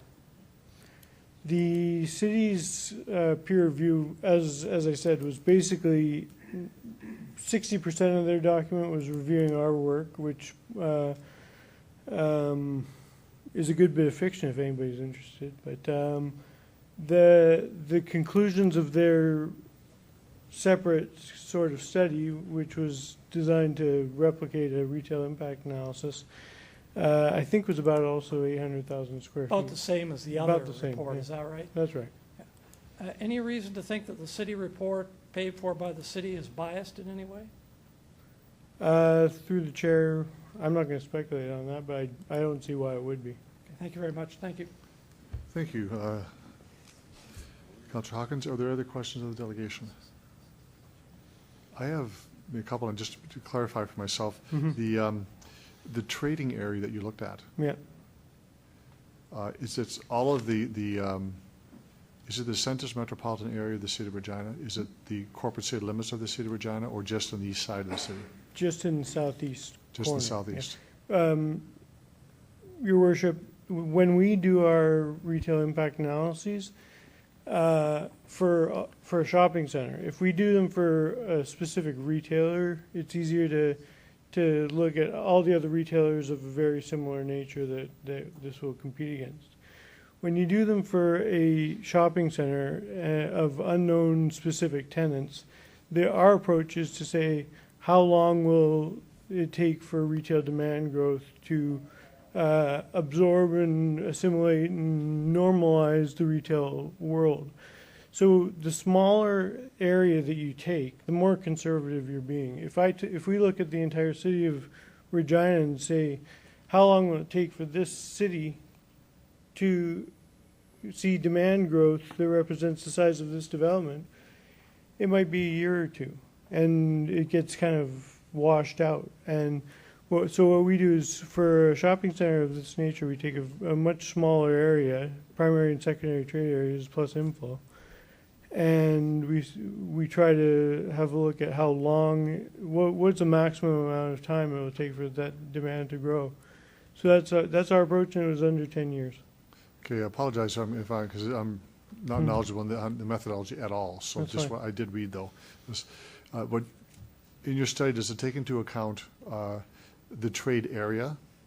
Now I know in other developments, won't use name of companies, but large box companies, look at southern Saskatchewan as being 500,000 in terms of demand, of Yeah. individuals coming to shop. Is that part of the methodology as well? Well, as I said, our study considers Southeast Regina as its primary and secondary trade areas. So yes. Okay. Does it take into account, one last question, the impact of potential development in other parts of the city? That it might go otherwise go here, but it goes over there instead? No. It doesn't do that? No. Okay, good. Thank you very much. Councillor Flagel, then Councillor Bryce after. Thank Councillor you. Flagel. Thanks and welcome back. You say it's about the unknown tenant that you kind of base, because we don't know. I mean, if you go by today, what's there today, would that study be any different if it was based on the retail businesses that are there today? The 1.9 million square feet, Yeah. of those 9 businesses expanded to 1.9 million square feet, would that, because you're talking about using 30,000 people population Yeah. for an impact of 1.9 million square feet, but if those 9 businesses expanded to 1.9 million, would your numbers still work? Through your worship, I'm not sure I entirely understand the question, but we're just talking a retail area. We're not talking about specific types of uses. So Exactly. yeah, the answer is yes. So yes, okay. So when you're dealing with, I'm going to just say 30,000 population. Why won't you look beyond? Because we know as a city that there are a lot of people that come from central, west, south, north, and I'm just going to say to one of the big retail giants because it's the only one in town. Yeah. Why don't you use that type of an impact? Because then your numbers aren't so skewed. The other thing is, the other impactor, the other studies aren't using automotive. Right. And you said that's about a 35%. Yeah. Well, that puts your 800,000 at about 1.2 million. And what about liquor? You don't use that. What's the number for that? Sorry, 10%? through your worship, we did use liquor in ours. Oh, you did? We did. They did. No, but I'm saying, but what's the, Oh, yeah. what is the number? Oh, yeah. 8, 10%? Your number, I wouldn't disagree with it. Okay. So we're talking about when we're apples to apples, more or less, we're at about 1.4 million to 1.9 million. We're only about a 500,000 square feet out. Yeah. Variance. One through your worship. Once we established that the methodologies were roughly similar and we looked at the incomes, if you add automotive and liquor spending to the income, to the retail spending that they'd use in those reports, they're very similar to our own. So can I ask why you don't use the total population of the city? Yeah. In your study? Through your worship.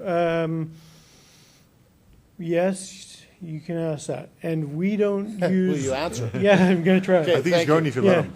We don't use the entire population of the city because we want to show the maximum potential impacts of the development, and that is 10 years. So if we had taken the whole population of the city, it might have shown 2 years because you have more population growth in the citywide. And so the city's numbers, I believe, are 3.5 million square feet of demand growth over the next 5 to 10 years or something like that. Okay. We just wanted to look at the southeast quadrant and say how much demand growth is there going to be and when is it going to be in place to... Okay. One more quick question on this.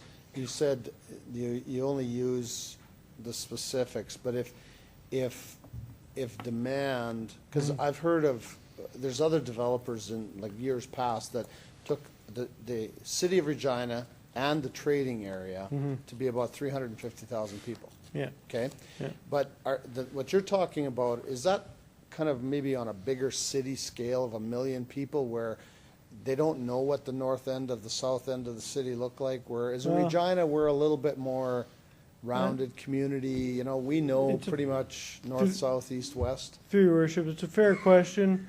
What our approach is to say people aren't going to travel by a like development to access another like development. Okay. So our approach is to draw our trade area boundaries such that they intersect to the next similar type of development, or the similar, not similar scale, but similar type of tenants and whatnot. So when we did that, we had boundaries that were just really southeast Regina. It wasn't, so people, yeah, I'm sure some people will travel from other parts of the city, and that's accounted for in our inflow rather than our trade area. Okay, perfect, thank you. Thank you, Councillor Flegel. Councillor Bryce. Thank you. When you were asked about the city report, I heard you say it's a good bit of fiction if you read it. Mm-hmm. So can you clarify what that means, or clarify what you said? I can, yeah, through your worship. I haven't mentioned the name of the firm very specifically and with intent as to who did the peer review, because I think it was done quite poorly, and they raised some questions about our research methodology that suggests they don't do this as their main line of work. They might be planners. They're not retail market analysts. I'm a retail market analyst. I've been doing this for almost 20 years, and we don't make this stuff up. This is my job, and somebody else who's doing it off the side of their desk might come to different conclusions than what we do. So it's through you, Mr. Mayor. So it's okay to say that somebody else's report, because it's different than yours, is a piece of fiction? Through your worship, they raised some issues of our report that were not factually correct. I'll leave it at that. I will leave it at that too. Thank you, Councillor Bryce. Other questions of the delegation? Thank you very much. You've been very thorough. You can return to the gallery. And we will now consider the report. This is report 15-85, which is the proposed Tower Crossing secondary plan and phase 1 concept plan. Councillor O'Donnell. I'll speak to the report if I could have a seconder, please. Seconder, please. Second, Your Worship. Councillor Hinks. Good, thanks very much. So I think that the delegations that have come before know that there were 3 things that we highlighted from Planning Commission. One was the water, wastewater issues, and I'll delve into that. One was the impact of the 1.9 million square feet, and I think you've heard a number of comments about that. And the third one was about Gateway, and I didn't realize we were going to talk about that so much, so I will deal with that as well. Let's begin with water and wastewater. So can I ask first, because all of the landowners that came before us understood that there are triggers that development would cease if we had certain issues with water pressure, and so on. Can I ask staff first to talk to me a little bit about those triggers, how they would come into effect, and then I'll carry on with water from there. Ms. Harlock. Through your worship, I'll defer that to Ms. Lugner. Thank you. Ms. Lugner, please. Yes, through you, your worship.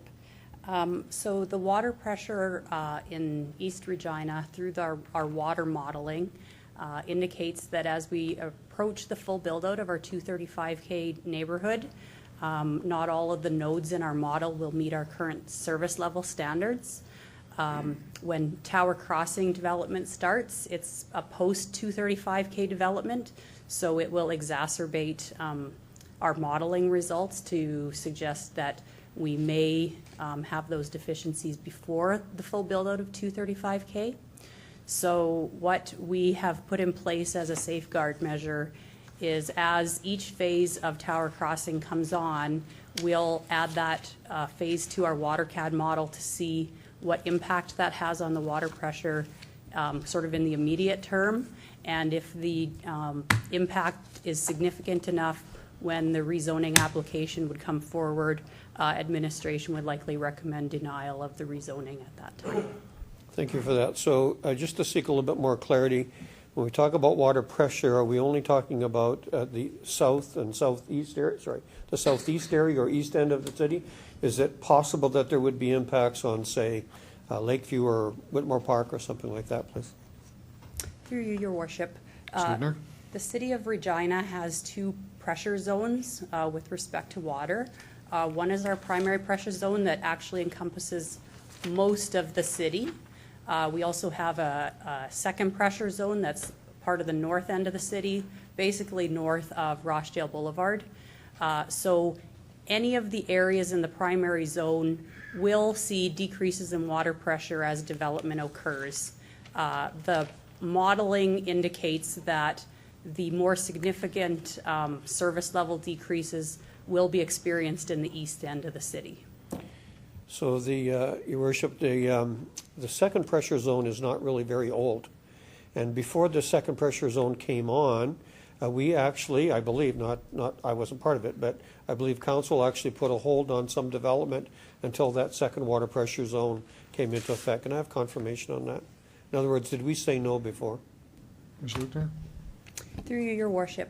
Yes, we had a very similar situation for the Kensington Greens neighborhood, which was put on hold for quite some time until the northern pressure zone was put into place. Okay, good. Thanks very much. So I'm wondering what is our future? So in other words, while it appears that it may be possible to keep developing, but we anticipate that the fact that there is going to be some water issue, pressure in particular, so what's our future? Where are we going? Ms. Luckner? Through you, Your Worship. In 2012, the City of Regina did a water pressure study to help us establish how to provide service to our new neighborhoods. At that time, it was suggested that a new pressure zone to service the southeast part of the city would be an appropriate measure to put in place. We're currently undertaking a water master plan that will confirm whether or not that is the desired infrastructure to implement. Depending on what the water master plan indicates, we'll either proceed immediately with the implementation of a new pressure zone, or we will do whatever other recommendations come out of the water master plan report in order to accommodate development in the east. So we have a recommendation before us that basically it says you can go ahead, but here's the qualifier. Are we still at the point where we are comfortable with the idea that at our current level of water pressure and availability, I'll use that as well, that we are still comfortable with this going ahead? Ms. Luckner? First node, first development. Through you, Your Worship, when we receive the first rezoning application, we will consider the application in the context of our water modeling, and depending on what that particular phase indicates the impacts are, will dictate whether or not we recommend approval of rezoning. Thank you. And those would come before Planning Commission and eventually Council if there is a recommendation. Is that correct? Yes, Your Worship. That is correct. Thanks. Let's talk about wastewater. So I realize that the possibility here is of holding tanks. I think I've heard holding tanks before. So do we have other holding tanks in the city? Do we have other holding tanks in the east end of the city? Yes, we do. Ms. Harlech, you want to take that, or Ms. Luckner? Through Your Worship, I'll defer that to Ms. Luckner. Ms. Luckner? Yes. Through you, Your Worship, we do have 2 other sanitary pump stations with holding capacity in the city presently, so Tower Crossing would have a similar solution. Okay. So my question to the delegation was who pushes the button when? And I heard from them that everybody's kind of on their own. So at this point, has it worked when everybody pushes the button that it goes as it should? Or where are we at with that? Ms. Luckner? Yes, through you, Your Worship. The pump stations are essentially automated, so there's sensors in the stations. When the water reaches a certain level, the stations automatically go into storage mode. So far, they have been working as designed. Okay, thanks very much. I want to just elaborate for a moment on Gateway from Planning Commission's point of view as to what we were asking. Realize that on the floor of Planning Commission, we did not feel that we could say, and you must have red buildings and blue buildings, and you must have nice trees and small shrubs and so on. Did not feel we could do that. But what and obviously the delegation heard repeatedly was, this is a really important place in our city, and this is a gateway. And are you going to have colored Quonsets, or are you going to, and so on. And so I'm impressed, I want you to know, I'm impressed with over a short period of time that they have, 1, got together, 2, agreed that this is an important and that there are things that they must do. And so this was a first go, not a last go. In fact, I think they went a little bit farther. I will tell you that from Planning Commission's point of view, this was a split decision. This was not a unanimous decision to come forward. And I think that on the gateway approach, on the notion of making sure that the water, and that we had the ability to control that water, wastewater, and that you understood the impact of the amount of square footage. I'll give you an example. Grasslands, if you went for a drive today, is about 800,000 square feet. So you're talking about 2.5 times that amount of square footage. Just so you understand, I needed a benchmark. I'll save my personal comments for the last. Thank you, Councillor O'Donnell. Councillor Fraser.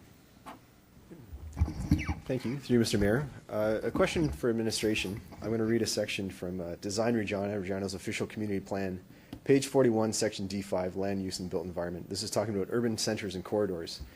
7.10, support the development and redevelopment of lands within identified urban centers and urban corridors. This, of course, being on the #1 highway, an urban corridor, if anything is, to incorporate, #1, an appropriate mix of high-density residential and commercial development, mixed-use transit-oriented development, and point 3, community amenities and open spaces. Can someone from administration please relate this development somehow to the goal of developing corridors from the OCP? Thank you. Ms. Horlock? Through your worship, section 7.10 does indicate all those things, and in this plan there is an area identified for residential. That is the future, but the area that the phase 1 is in does have mixed use, which allows for the mixed use development that is within the urban center idea. So as time moves on, this whole area is the north and south side, and it will all work together to allow for that mixed-use development within this area to meet that definition. Okay, and the residential part you speak of, when would we expect that to be complete? Ms. Horlock? Through your worship, the mixed use in phase 1 is within the current growth phase. The second phase of the development is for future outside of the 300K. So we would have to move forward in order to proceed with those areas. But the existing area in phase 1 does have allowances for the mixed use. Okay, so no one can say for sure, but this plan will be complete sometime after there's 300,000 people living in Regina. Is that fair to say? Ms. Horlock? Through your worship, that's correct. There'll be, the area would build out, and as we move forward and do revisions to the OCP, we would look at all of those things. This whole area, as I said, looks at the urban corridor and urban node as both the north side and the south side. Okay, thanks for that. So a few points I'd like to share. First, there's one issue that really resonates with me, and that's fair service for the people that own businesses that have been annexed. You know, there's people that used to be in the RM and now they're part of the city, and over 5 years they're starting to pay city taxes, and I think it's a fair assumption that if you pay city taxes, you should have fair and equitable service. But I'm not convinced building a huge development like this is the right tool for that job. You know, we had an interesting conversation with the presenters here. We talked about you know, the character of the developers and even their wives. That's great. I think if we were to have a vote about the character and the good work you folks have done for the city, it would be unanimous. This whole room, it should be. You guys have done good work. But really, that's not really what we're talking about here. It's not really about rewarding one group of people versus another group of people or something like that. Tonight, our vote is on a development that'll be the first thing people see when they come to our city. And as the plan states, for the next 25 years, it's going to be, to some extent, a construction zone. If we can think where we're going to be, I mean, my kids will have left the house. I'll be close to retirement by the time this is finished.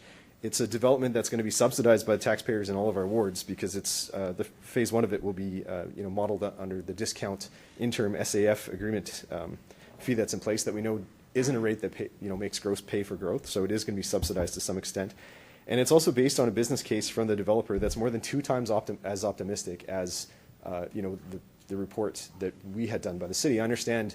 We had a presentation here that says they don't trust the numbers. I personally do, as a city councillor, as a representative for the city. I do trust our numbers from our own report. So those are all problems for me. I think someday that this development will be, this area will be developed. It'll be a good, complete community. But I'm not convinced that this neighborhood right now is what's best for our city, and I don't plan to support it. Thanks. Thank you, Councillor Fraser. Our next speaker is Councillor Murray. Thanks, Your Worship. I just wanted to go back to one of the first opening discussions that Councillor O'Donnell had on the water and the supply of water. Are there alternative options I know that down throughout the south end of Regina, then past and continuing on to some of the smaller communities, they do get City of Regina water supply to them. And I believe it's some type of a trickle system where they have a cistern or something in their basement. They store up the water, they get a gallon a minute or something like that, and then that water is stored on site and able to be used into the future. Is that an option for this development until we can have a more adequate water supply? Ms. Horlock? Through your worship, I'll start and then I'll defer it to Ms. Lugner. At this point, there's a pressure issue, and that's what needs to be, that's what the issue is to be resolved. So I'll ask Ms. Lugner to explain how this issue is going to be resolved. Ms. Lugner? Through you, your worship, actually what Councillor Murray has suggested is one of the options that the development proponent has suggested to administration to handle the water delivery in Tower Crossing. At this point, we do not have a high enough level of comfort that it would alleviate the concerns we have for the adjacent properties. We would feel confident that it would be able to supply the water to Tower Crossing, but we're unsure of what impact it would have on the balance of the city. So that is something that we will evaluate further and could possibly come forward as an option when looking at rezoning applications.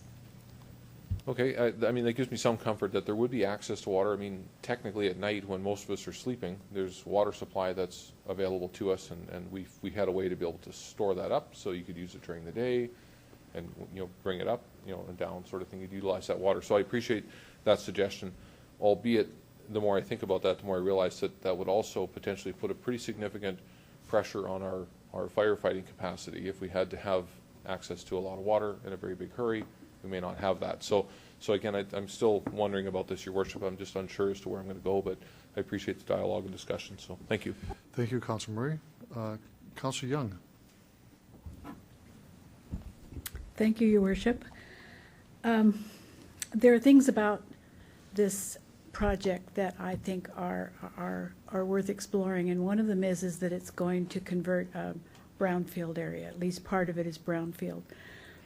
The second is that the design for the architectural, landscaping, and signage was impressive, and I would like to see something like that at an entrance to our city.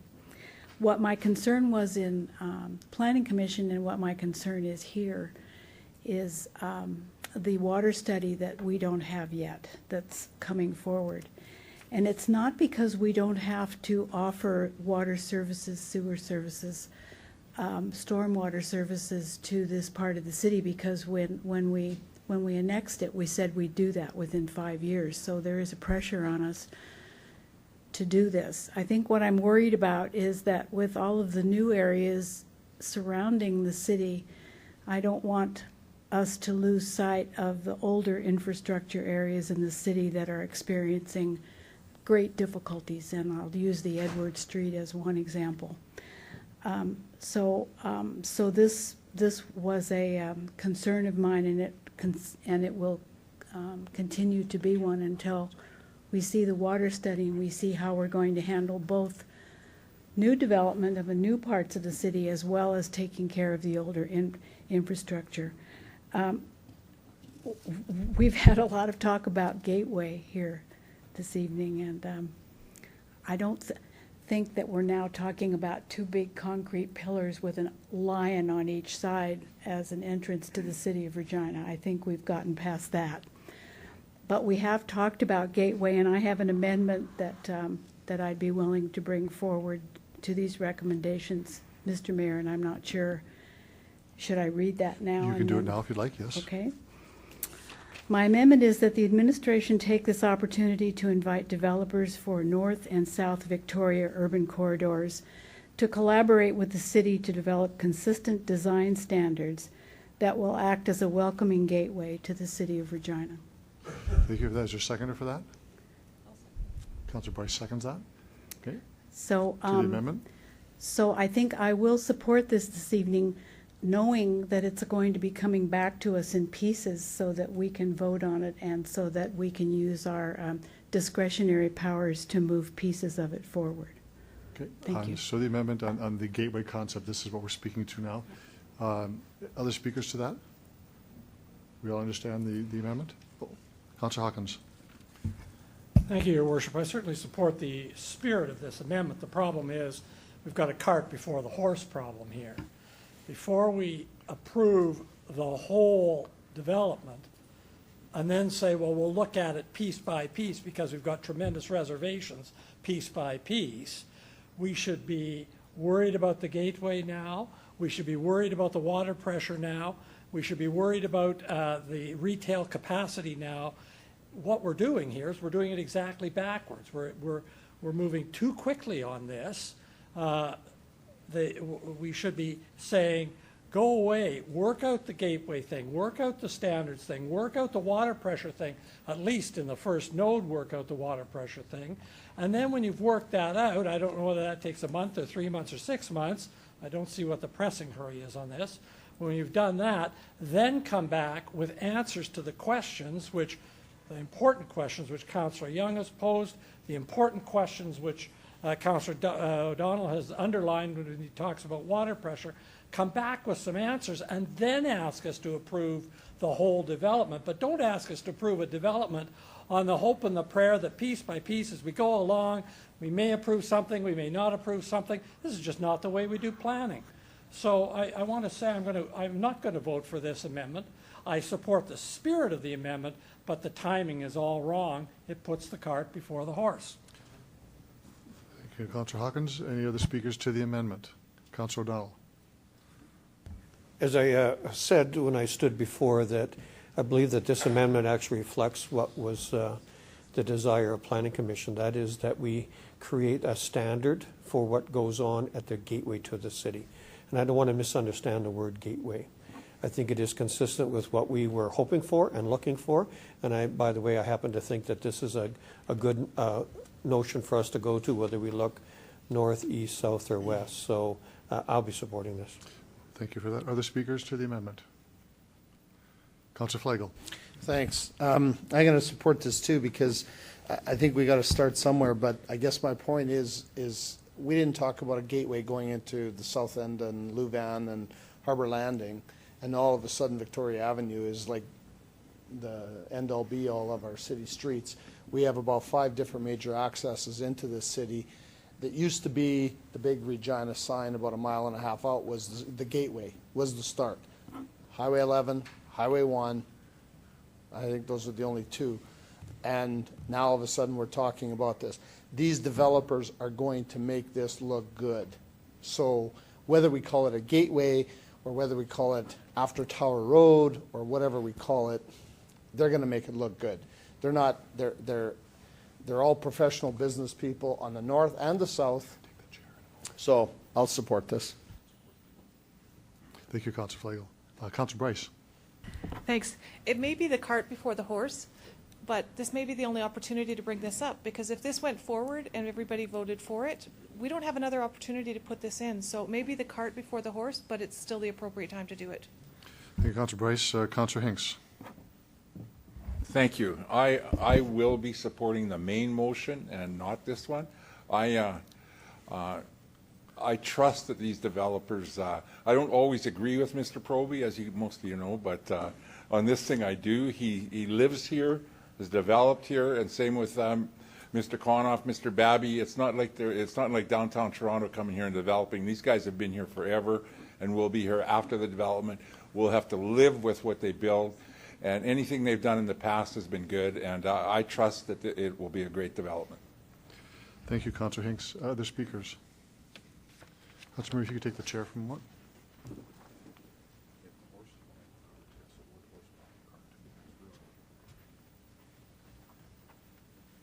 Your Worship.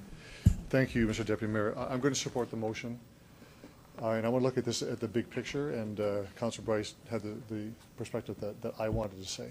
That if you don't do this now, if you don't talk about what a gateway means, if you don't talk about how the city envisages that with the partners, I trust the partners, the developers will do the right thing, yes.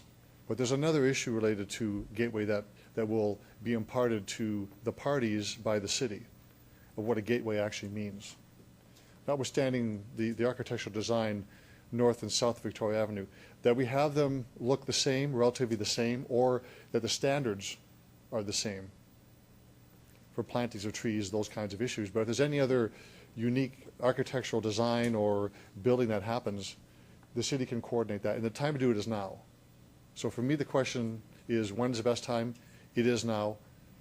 Not the whole development's not going to happen all at once. It is sequential. The whole report is sequential from commercial to residential over a number of years.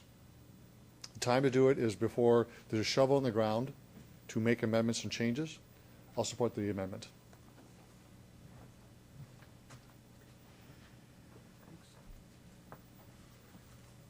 Other speakers to the amendment? Speakers to the amendment? Councillor Young, do you want to close debate? Thank you, Your Worship. I believe in the course of the conversations this evening that Mr. Price himself said what he thought a gateway was, and that the architectural details and the way it's put together forms a gateway. And so that's where the seed of this idea came from. And so I hope that you would support this so that we have this as part of the recommendations that we'll vote on next. Excellent. On the amendment, there are no other speakers. Having closed the debate, all those in favor? Opposed? Motion's carried.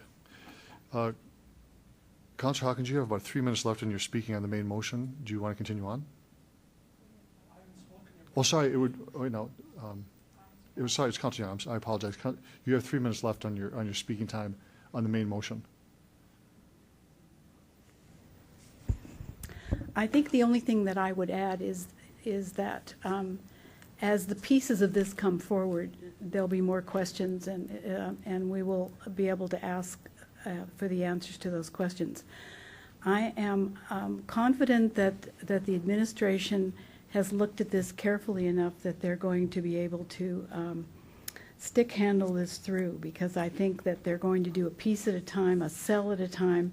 And while I'm not comfortable, because I don't know the whole aspect of the thing overall, and I don't know the impact it's going to have on the water study, I am willing to trust that the administration will take care of the pressure and take care of the development of both the north and south areas of this urban corridor, because we're going to be looking at the south area as it comes forward as well, and that'll give us another chance to look at the big picture. Okay. Thank you, Councillor Young.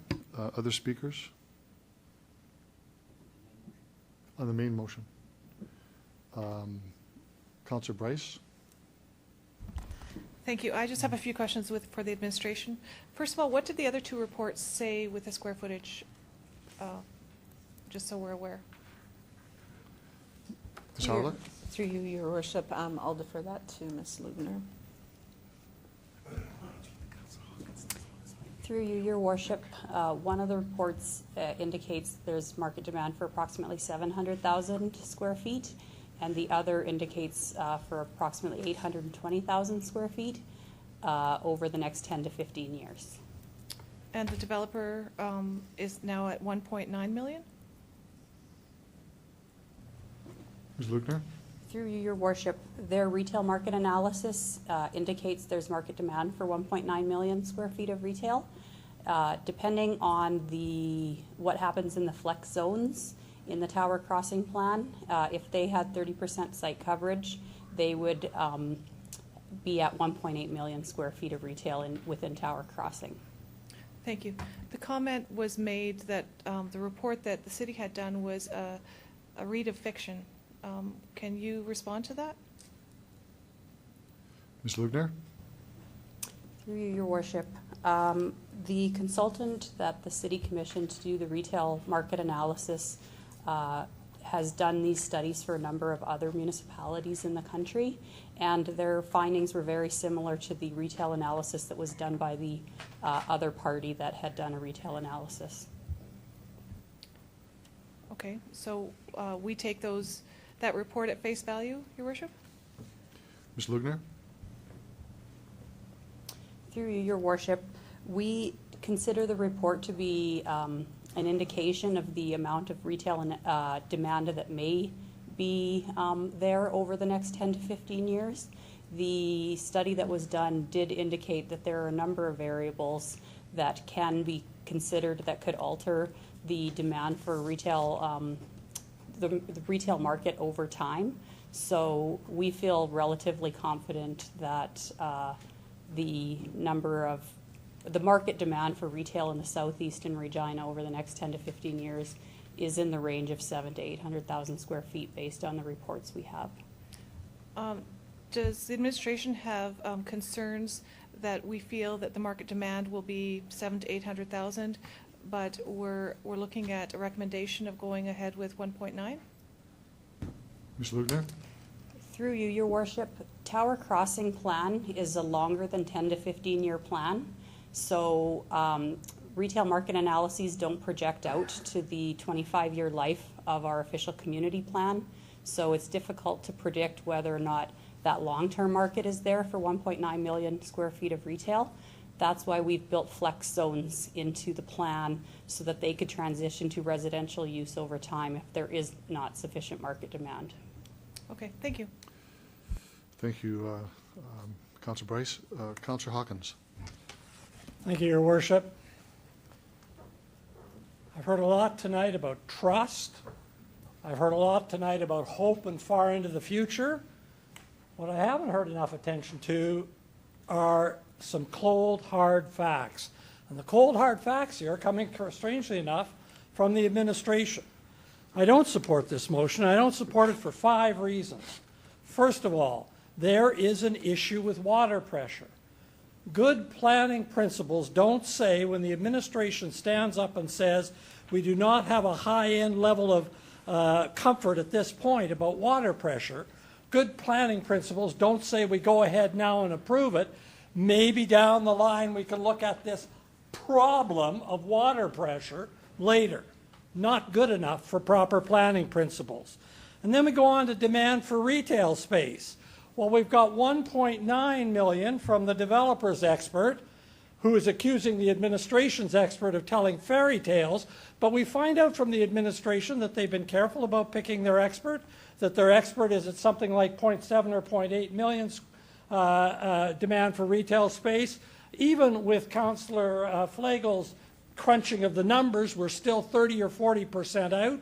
Quite frankly, I prefer the expert's opinion hired by the administration, an unbiased opinion presumably. He's not supporting one side or the other. I prefer that hard number.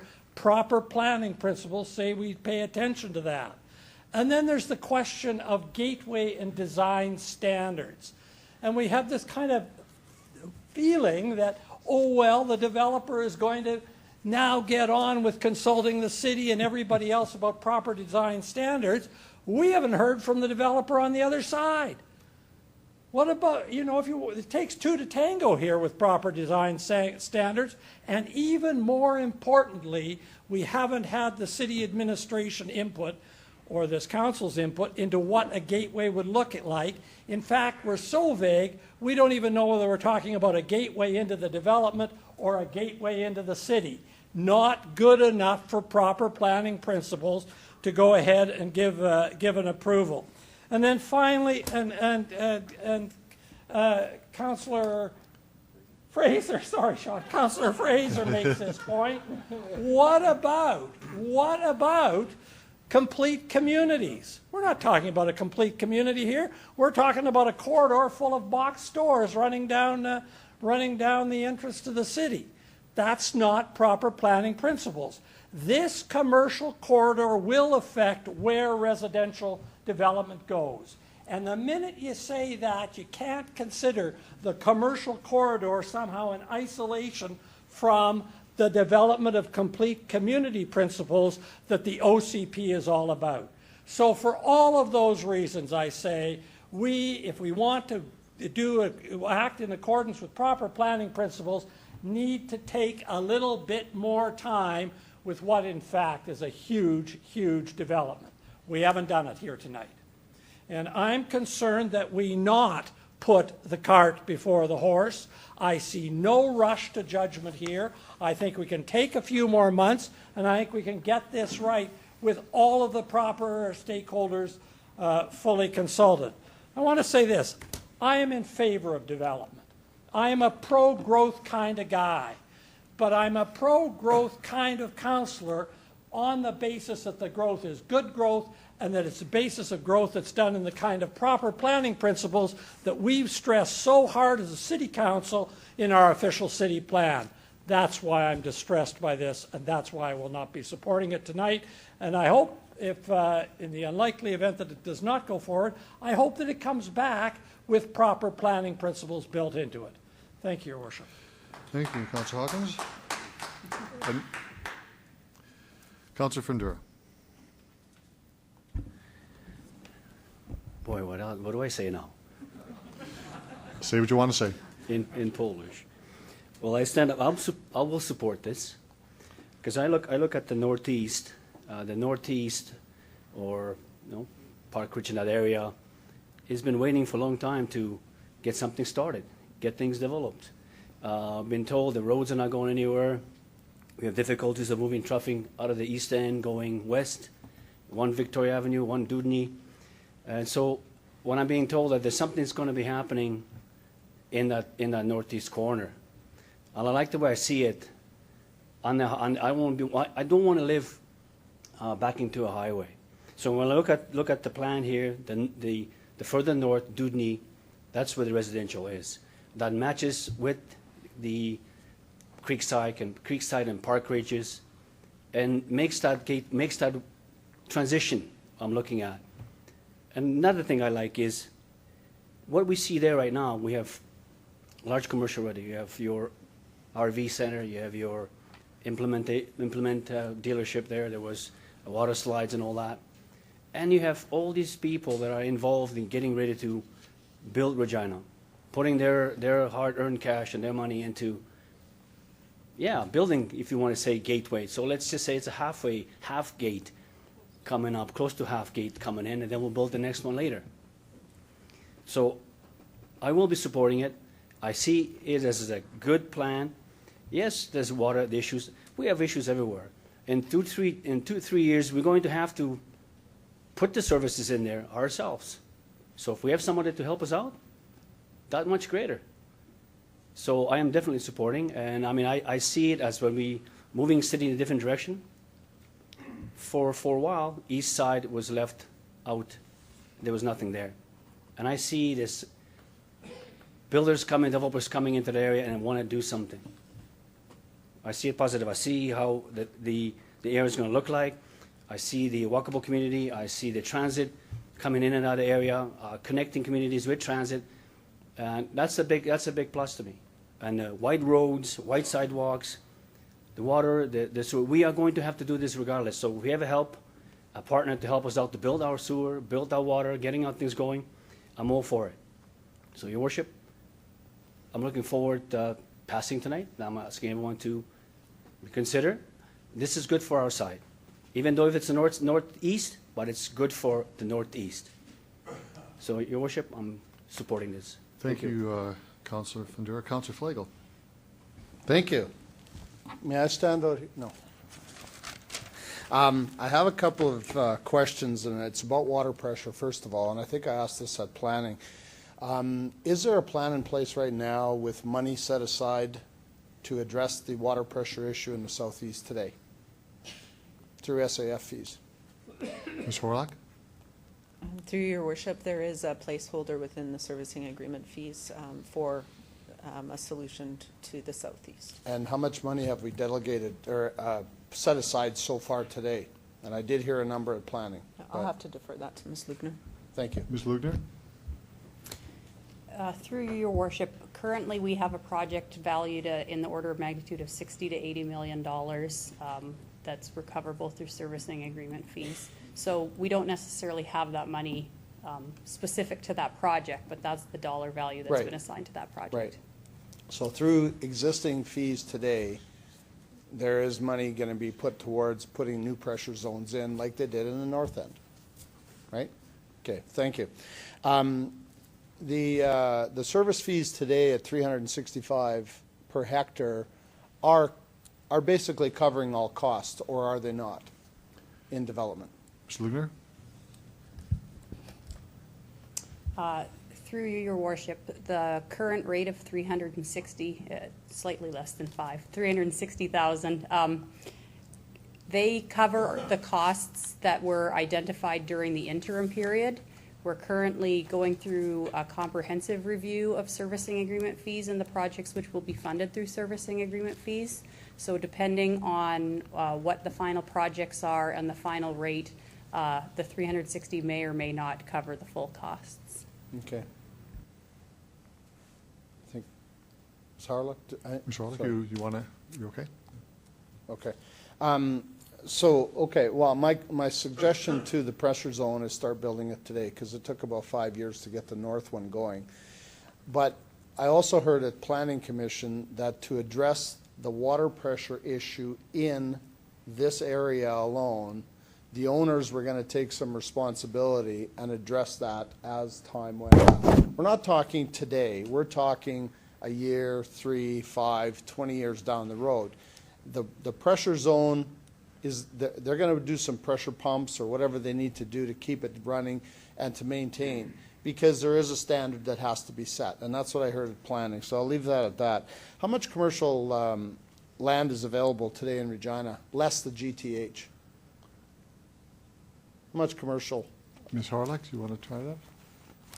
Through your worship, we don't have that number with us tonight, but it's something that we could get for Okay. you. And do we know how much light industrial land is available today? Ms. Harlock or Ms. Through your worship, I don't have those numbers. We can get that for you. Would we be able to ask somebody in the audience, because they may know? No, I don't think we'll do that. Okay. We'll just stick with the administration. Okay, just curiosity, because we're not talking strictly retail, we're talking a lot of different areas. Now, my other question is, I don't know of any complete area in the city of Regina today. There is not one. And the reason I say that is because, Councillor Murray, your area is always developing, always changing. It's one of the older areas in the city. Councillor Fraser, your area is one of the older areas in the city. There's houses being knocked down. There's houses changing to businesses. There's businesses being changed to residential. If we're going to go into this is not a complete neighborhood, we don't have a complete neighborhood in the city, because we're always changing. There's nothing wrong with changing. That's what all I'm getting at. We always bring up this argument of a complete neighborhood. There isn't one. Lakeridge has Lakeridge Edition. South Albert Park had Albert Park. Everything's changing. It's always going that way. So I don't buy that argument at all. The one thing I want to say about the Gateway is, today it's a beautiful house, a beautiful home. 5 years ago, the log cabin sitting on the corner of Victoria Avenue and Tower Road was an eyesore. It was a log cabin. It was a tourism Regina. It was an absolute eyesore. And now we're worried about a gateway? These developers, as I said, are all professional. The people on the south side are all professional. If we're not sure how it's going to look, that's what's called discretionary use. When they bring a plan forward, we're basically talking land concept today. When they bring an area forward and say, this is what it's going to look like, this is how it's going to be, administration and ourselves have every right to then go, sorry, Mr. Developer, it's not going to happen. Bring it back better, make it look prettier, do whatever you want. And I think the other thing is, when you look at a gate, the gates they don't always open with two arms. Sometimes the gate has one. Well, today this has one. Tomorrow it could have two. And that's all I'm saying, and I'm going to support this because I think it's a great idea. Plus, it's going to save the city of Regina about $50 million. So, thank you. Thank you, Councillor Flagel. Councillor Hinks. Thank you. Like my colleague, Councillor Hawkins, I'm pro-development also, and I sometimes think that government interferes too much in the market, and I really believe in a free market, and I think this is the free market at work right here. And the other thing I'd like to mention is, and I mentioned it before, is we couldn't have more reputable people than the people that are invested here. These are all local families investing in Regina. It's not downtown Toronto telling us what to do. It's local guys that have to live with what they build. And I would ask, if anybody knows of anything that these guys have failed at. I mean, they're gonna do a good development like they always do, and I will be supporting it, and I just hope the rest of council, and ask the rest of council to support this motion also. Thank you, Councillor Hinks. Other speakers, before I know Councillor Donald wants to close debate. I think we've got everyone who has spoken. Councillor Moore, you want to take the chair, please?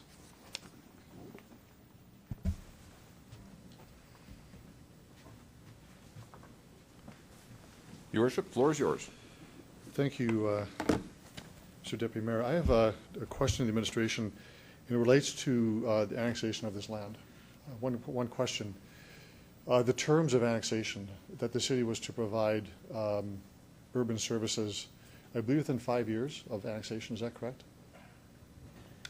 Through you, Your Worship, when we looked at the annexation and the tax mitigation, we indicated that this area was identified with imminent development, and we talked about phasing in the taxes over 5 years as this area would develop and move forward to be serviced.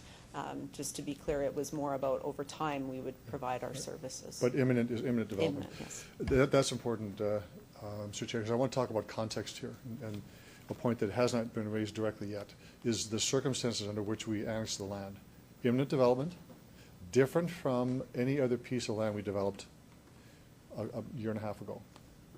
We all knew in council that that was the terms under which we were going to accept development, and that's in the letters from the delegations. They spoke of wanting to receive city services and pay for them. So it's a bit of a unique circumstance. So when I saw this development come forward, I thought, well, I'm waiting for it because it's imminent. And once the developers or the owners of the land came to a general agreement, that was fine. The other side of the argument with respect to a complete community, this makes it a bit different because this is actually, again, a unique circumstance of annexation. But the part that will make it a complete community over time will be when we hit the 300,000 threshold for development. That's why there's a separation, not because I think the developers want it that way. That's just the way we have planned it and agreed to as a council and administration. So that's why there's a long-term plan, commercial, residential to the north, sometime into the future, but imminent development. That, for me, is key. The issue of water, pressure, and wastewater has been answered in the administration's report. We can go back and forth, and we should not, nor can we debate the veracity of the three reports that came forward. But I'll take the administration's recommendation. They're actually agreeing with a phased, I guess, nodes, if you want to call it, or cells that will be developed, and once we have a threshold, that's fine, we go to the next one. The delegations agreed to that as well. It's a phased approach. We have a water study being done and a wastewater study being done because we're really, in some ways, building a new city around an existing city. That's really what this is all about. But I'm heartened by the report by the administration that talks about the phased development, which is accepted by all the delegations, is sufficient for me to say yes to this. Those plans, the plan on the water plan is some of the report may be coming later this year or into 2016 in terms of the timing for a water pressure zone and other information that we need to make longer term planning. That information should begin to come out in the late 2015 and into 2016. Is that correct? Ms. Harlock? Or? To Your Worship, yes, that is our understanding. Okay. So we're going to get a lot more information coming out very quickly that will help us understand the implications around the city for this. But for me, when I read the report, I thought, on the one hand, there's such a discrepancy between this amount of growth that's happening. And mind you, retail growth does not have the same impact on water pressure or sewage as commercial or residential. I'm just heartened. I say it's fine. I agree with this because it's unique. It's imminent development. With respect to the gateway, from my perspective, the motion that was put forward, the amendment by Councillor Young, is right on. It's not a question of trusting developers. I know they do the right thing. It's a question of a standard of development and look as you come into a gateway to the city. It's our opportunity to make sure we get it right. Let's seize the opportunity. We can think of a lot of other communities in the city, or this country, that don't have this issue today. They're contracting. We're expanding. We're growing. Jobs created. Investment happening. Now's the time to do this. I fully support the recommendation and ask members of council to take the long view of growth and the immediate impact of growth in our city. And I'll be supporting the recommendations. Thank you.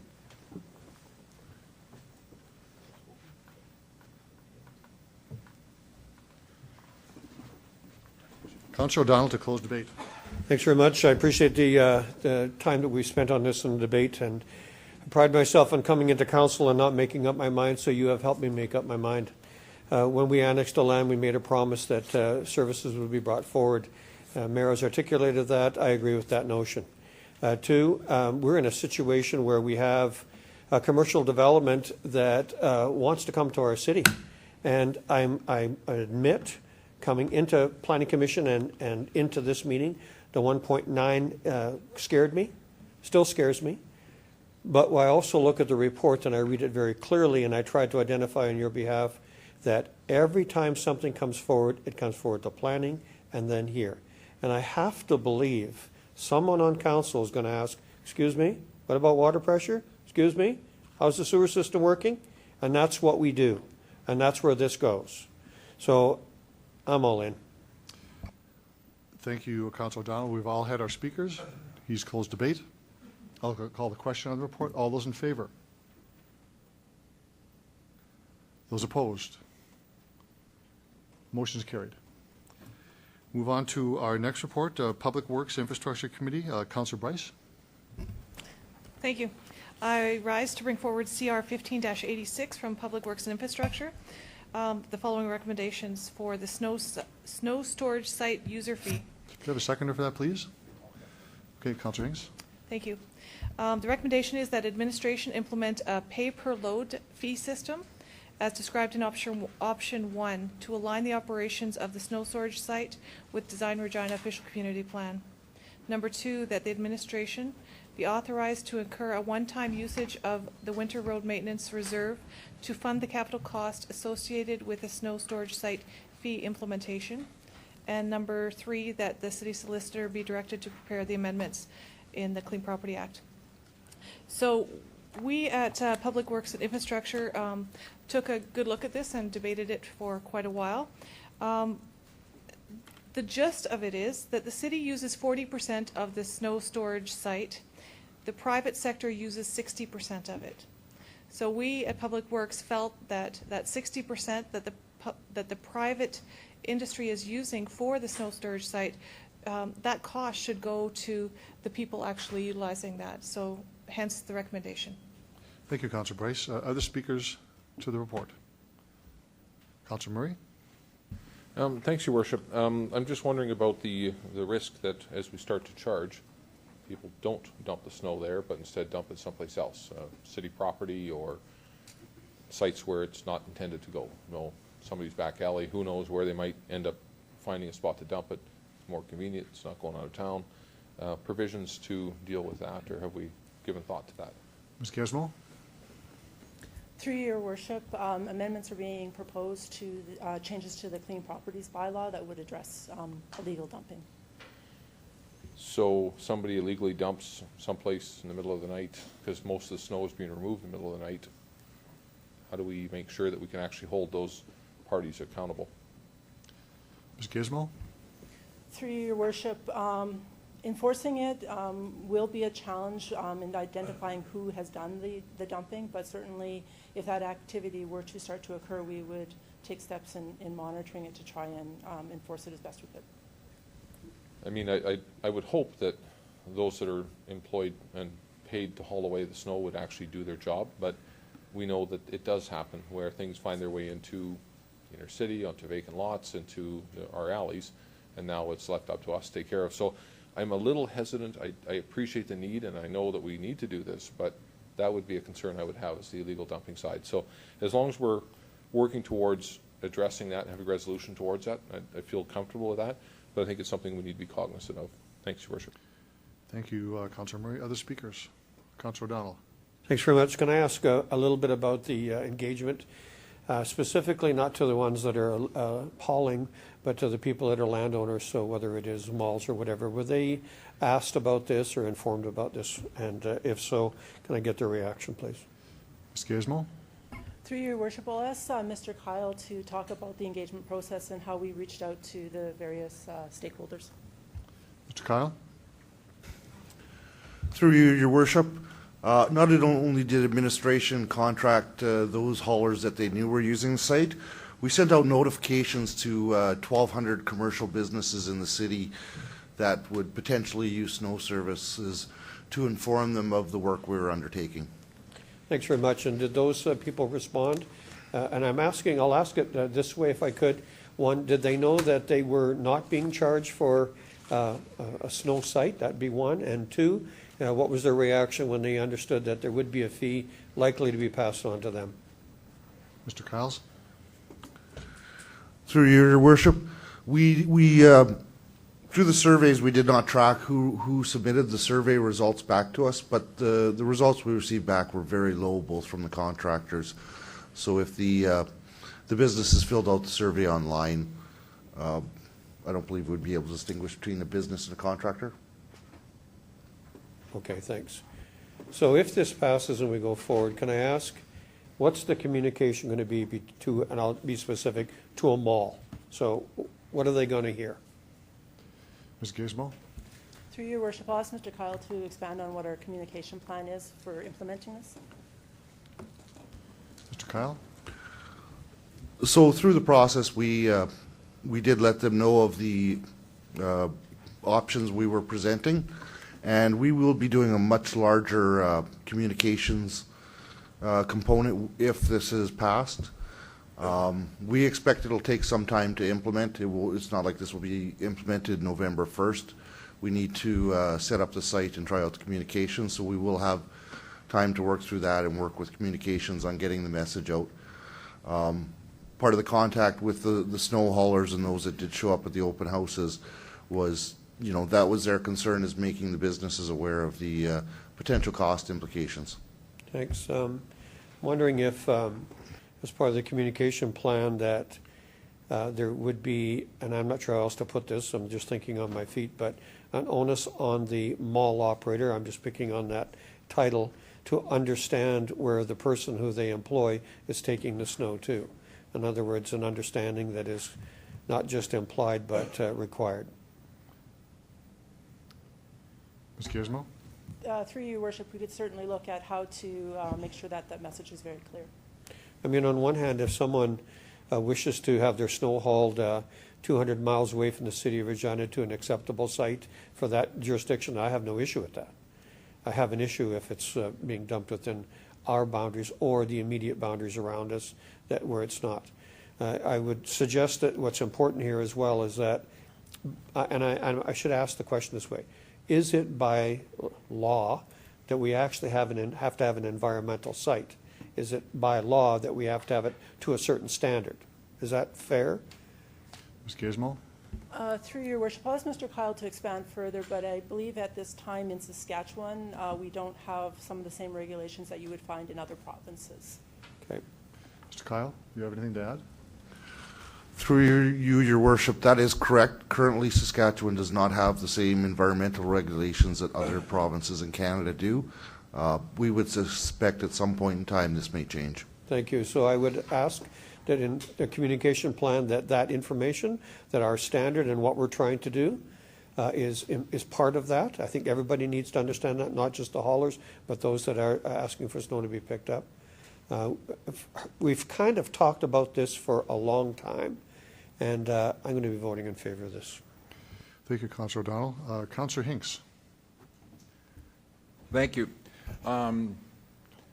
in the gallery right now, there's an acquaintance of mine that owns a business in Regina, and I talked to him before the meeting, and he indicated that he thought that the whole communication plan was really bad, that there was only 9 contractors or something that showed up at both open houses, and I'd just like to ask the administration a little bit about that communication plan and how that worked out for the open houses.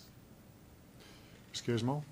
Through your worship, as outlined in the report, there were approximately mail-outs to about 1,200 commercial establishments. There was also 2 different opportunities or stakeholder meetings for participants to come out and share their thoughts on the change.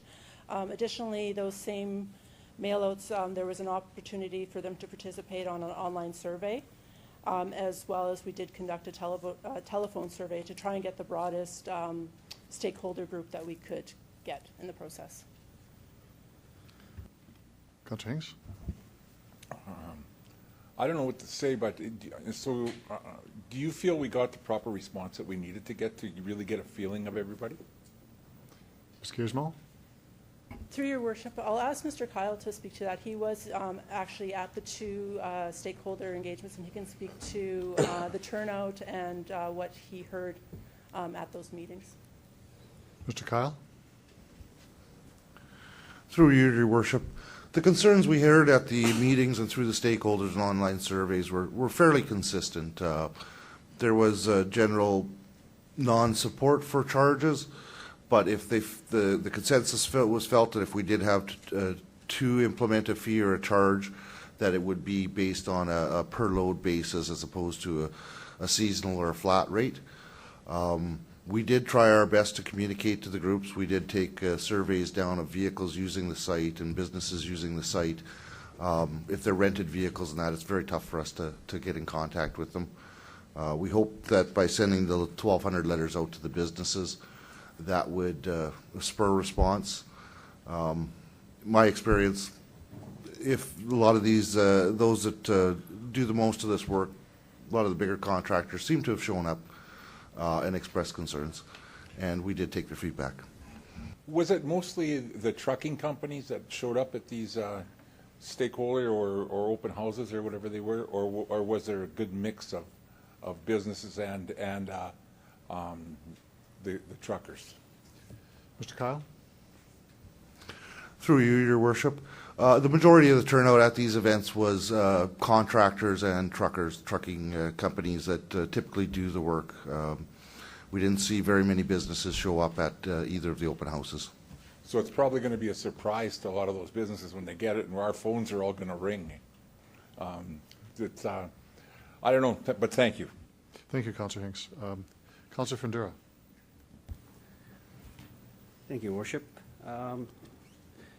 My concern with, I mean, I know we've talked about charging, and I agree with that, but one little concern is that I'm thinking a lot of snow being left on the parking lots, not being taken off out of the city. So concern is in the spring and all that. Have we looked at what kind of an impact that's going to cause on our drainage or water stuff, whatever, sewer? Ms. Gizmo? Through your worship, I wouldn't say we've done a detailed study of what impact that would have. We certainly anticipate that there will be some change in behavior to those who are using the snow storage facility. We would monitor that over time. Certainly there's also elements in the Clean Properties bylaw that would help us manage individual sites. So to follow on the question, Your Worship, is we have the right to speak to the owners of a property, like big parking lots, big malls, to remove. We can mandate that through Your Worship. Ms. Gizmo? Through your worship, if the snow is causing a safety concern or an issue that needed to be rectified, we would certainly have that opportunity to talk to business owners. Okay. So the second question would be, the recommendation is pay per load, whatever, and it's going to be a tag of some sorts.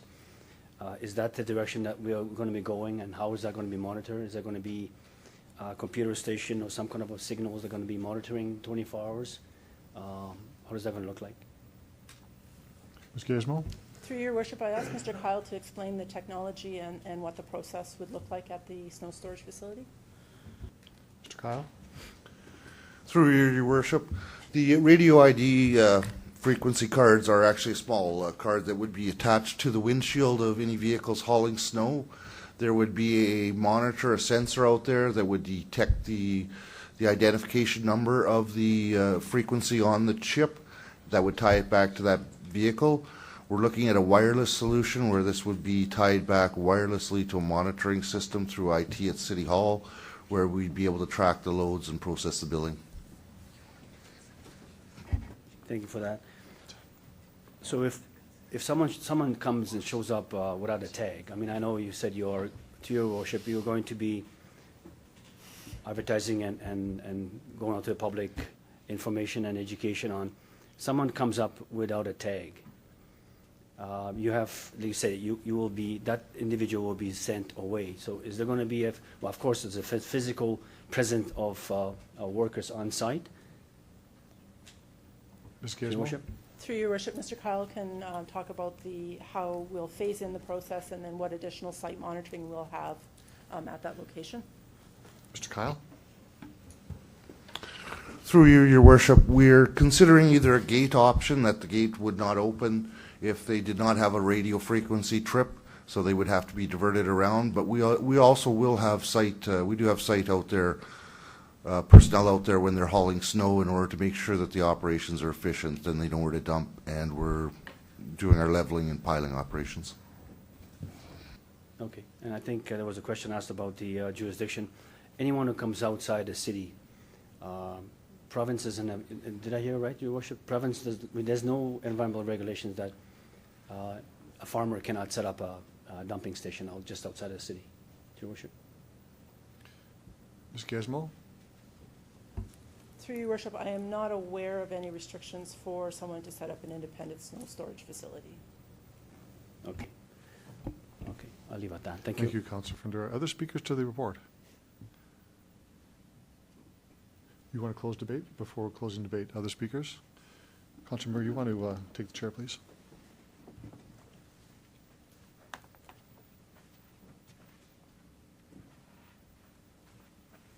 Your worship, the floor is yours. To the administration, a question of, it's contained in the report, but just for the record, what do other cities in Western Canada do with their snow dump site? Do they regulate it? Do they charge fees, or do they have it wide open like we've had it?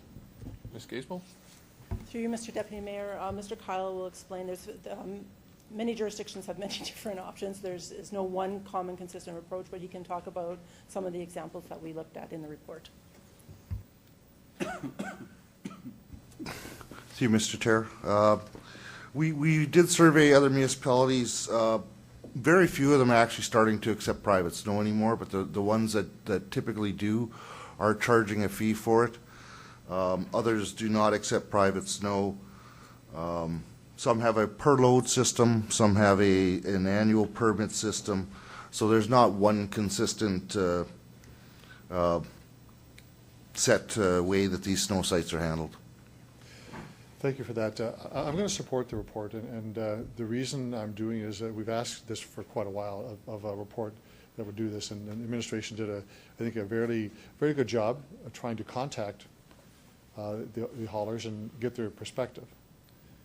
Now, I heard to the administration that none of them like the idea of paying for it, but if they were going to pay for it, it'd be on a per load basis based on the size of the load, which is what the recommendation is. I'm not sure we have any evidence that there'll be snow dumping outside of the snow dump along the inside the city or just near the perimeter of the city. We don't know that yet, but I suspect the administration will be monitoring this closely to see what happens. And if adjustments need to be made, I think we will look at that again. But I think that the conversation, not perfect, has been made. And I also heard that there's going to be a fairly significant communication plan for all those who, the retail or companies that have that service, as well as the haulers, to have them understand what the circumstance is. So I think we should try it, see how it works, and if there's an issue down the road that causes a problem, it'll be back before the committee and for council for changes, but I will support the report.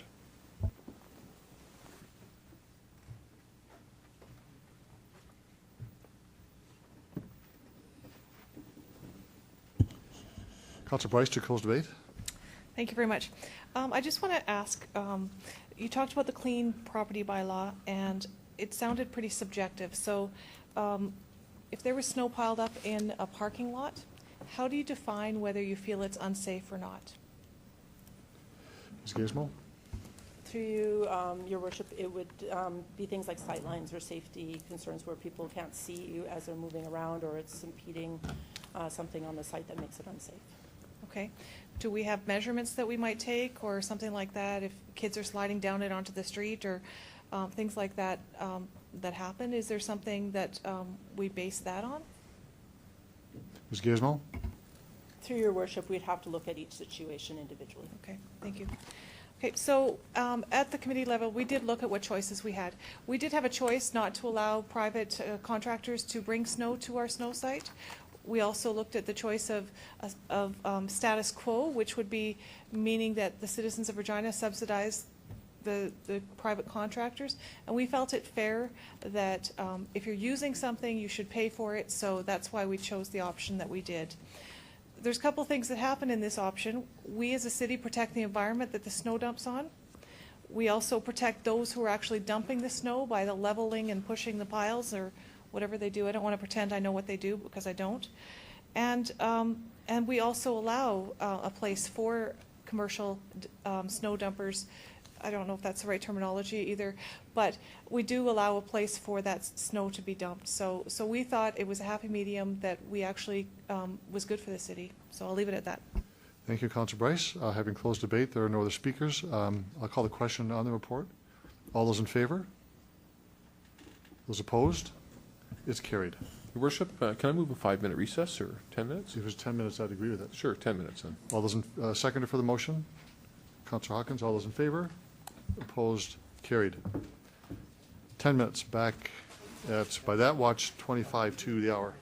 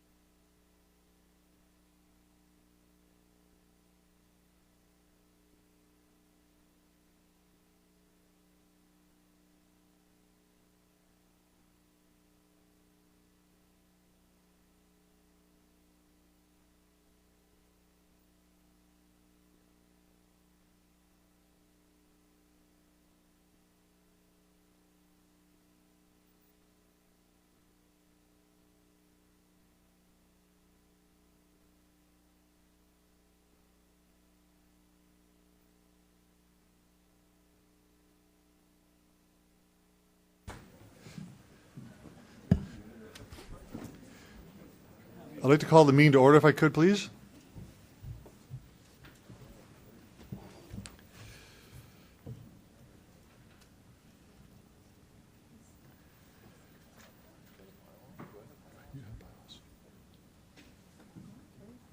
Do you have them? Do you got them? Okay. We have 3 bylaws now, and Councillor Hinks will introduce those 3 bylaws. Councillor Hinks? Thank you. I move, seconded by Councillor Fraser, that bylaws 2015, 52, 53, and 54 be introduced and read a first time. Mr. Clerk. Thank you, Your Worship. On a point of order, I'm going to object to one of the bylaws, so maybe we should uncouple them. Okay. Okay, which one should, or one at a time? With what I said earlier, I will be supporting a bylaw amendments with respect to Tower Crossing. So it's 53. What's that? So we'll do 53 and 54. 53 and 54? Or do you want to do them all singular? Okay, do 53, 54. Okay, I move, seconded by Councillor Fraser, that bylaws number 215, 53, and 54 be introduced and read a first time. Mr. Clerk. Thank you, Your Worship. Council has finished its consideration of 2 reports that will now proceed to the bylaw and hearing phase. Bylaw 215-53 respecting the proposed zoning to allow for the first phase of development within the Westera concept plan, and bylaw 215-54 providing for the introduction of a pay-per-load fee for private snow haulers and the implementation of a related tracking system. If there is anyone in the gallery who wishes to address City Council on either of these proposed bylaws, I would ask that you indicate your interest and await direction from the Mayor, and I would ask that you please stand. We do have a delegation. Could you please come forward and state your name, who you represent, and you have 5 minutes for your presentation, and members of council may have questions for you afterwards. My name is Joe Luciak. I own Diggers Dirt Works. A lot of things have popped up in my mind, like Councillor Mr. Fraser says, well, we're going to subsidize that annex out east for the taxpayers are going to subsidize them. But you know, as a private contractor that does snow removal, I feel that it benefits every man, woman, and child and babies in this city. It doesn't matter if they're on, you know, being born or on their deathbed. That you know, we don't want to see anybody slip and fall on private lots. That's why we do what we do. But one of the things that was brought up by one of my colleagues is what happens if if they don't pay that for a dumping fee? You know, it comes out of my bottom line. I got to pay it, regardless whether you stick it on my taxes or not. But if they don't pay it, then what do I do? They just say, well, we're not going to pay your bill. That takes out of my resources, because that's my bottom line. I got to pay for fuel. I got to pay for the maintenance of the truck. I got, you know, anybody that I hire, I have, you know, that comes out of my bottom line. You know, these are questions that aren't being answered. You know, everybody's penny pinching and all this, but Mr. Flagel? He says, "Oh, this annex out in the east is going to save the city $50 million." Well, you know, fine, put it towards to keep the snow dump as free as possible, because anything that mechanical that goes out there, like with an arm or something like that, we know what happens to that. We can just go to the Cornwall Center and try and get out of the gates, out of that parkade when it's down. It's done. You know how long the lineup gets, and are you willing to have that kind of lineup on that road when there's semis with fuel and all that going down that road? I don't think so. And then all of a sudden it's going to be, well, geez, what do we do? And we can't leave that snow sitting in our trucks overnight, because guess what? It freezes, and it's stuck there for good. It's just like concrete in a cement mixer. Once it's hard, it's hard. That truck's done. Until spring, when it melts. But, you know, these are things that I think you guys are jumping the gun a little bit. You know, besides, you know, this benefits the hospitals, the churches. You know, like, are they going to be happy to see up their costs? Probably not. You know, you got to remember that when it comes to hospitals and schools and stuff like that, you know, you get a lot of your budget from the province. So, you know, it's kind of a, do we keep them happy and jeopardize our funding, or do we make everybody happy and just tax it, put it onto the taxpayers? Because it goes, you know, because for the businesses that are doing this, is a tax on top of a tax. So if the taxes have to go up 1 or 2%, it goes up anyways. It benefits everybody.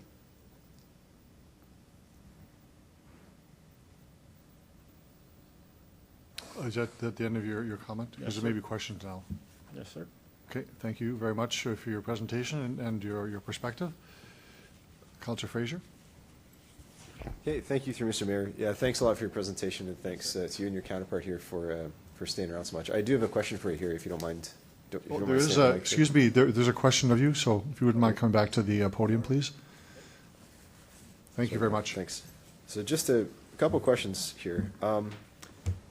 The proposed fee is different for every type of truck. If you have a single axle, double axle, a trailer, that sort of thing. So I don't mean to presume, or I don't know what type of truck you have, but for the work you do, what is the scope of this fee? Like what percentage will it add to the fee? Ultimately, you don't pay the fee, right? It's passed on to the people who use your service. Yeah, but the thing is, if they're going to, you know, they're already paying for my services. Right. And the way the snow nature is in the city, it's a cutthroat business. You know, I'm down to just about bare bones. I've heard guys coming into the city and doing it for $40 an hour. Well, that's just covering their fuel. You know, I got maintenance, I got manpower to pay, you know, stuff like that. And how do you compete against that? Sure. And then all of a sudden you get hit with well, in my perspective, I think it's $17 a load for my truck. Like, you know, that's a big hit. And especially if they don't pay it, then what do I do? Sure. Do you expect people to dump illegally? Is that something we should I've seen it in the past when City Council decided to close the snow dump out by Harbor Landing. That's what happened. Nobody was prepared for that. And that's exactly what happened. Because what happened was everybody had all their contracts in by October. And at a set price, knowing that they were going to be hauling there. All of a sudden, boom, shut down instantly. With no warning, no nothing. All of a sudden. Now it's costing the contractors X amount of dollars more to haul all the way from the south end to the north end. That's a lot of resource for fuel, time, wear and tear that they weren't prepared for. Well, guess what? It was being dumped everywhere. Okay, and I know that for a fact. Supposing that offsetting this fee, again, this won't be completely cost recovery. General taxes will subsidize part of the existing snow dump. Supposing that this allowed the city to look at opening multiple snow dumps in the future, would that soften the blow for the industry? Probably not. Okay. And finally, just to say that snow removal, we do have to remember, is essentially an essential service municipally wise, that we live in a winter city, and without it, the city really couldn't function. So thanks for the work you do. Yes, sir. Okay, thank you, Councillor Fraser. Other questions of the delegation? Councillor Murray? Oh, we have more questions. Can't get away that easy. Councillor Murray. Thanks very much, Your Worship, and thank you very much for being patient with us through the night and problem. Coming up to address us. It helps us make decisions when we get the input, so thank you. As you know, it's not just snow that ends up at the snow dump. There's concrete barriers and fenders and hubcaps and license plates and all kinds of refuse. Being aware of that, you know what happens to it, obviously. Once the snow melts, it all piles up out there. Yeah, some of that stuff can be be recycled, like like curb stops and all that. That can be recycled if they're not damaged. Yeah, and again, if they're not damaged, but I mean, at the end of the day, most of that stuff, a high percentage of it is refuse, correct? Could be, could not be. I haven't been out there to clean up, so I don't know what is out there, but I do know that concrete and stuff like that is free at the dump. Like, I know I don't pay to haul concrete out to the dump. Correct. So some of those things can go to the landfill, but there is a lot of garbage that goes with it. And I mean, I've been there, I've seen that site, and I've driven by it regularly, so I know that there is a lot of stuff there. How would you propose that we help pay for that cleanup cost? And I mean, obviously, there's a lot of manpower involved. Well, but it's the same thing as anything. Like, you know, how much garbage is on the street that gets picked up in the snow when they blow it onto the trucks.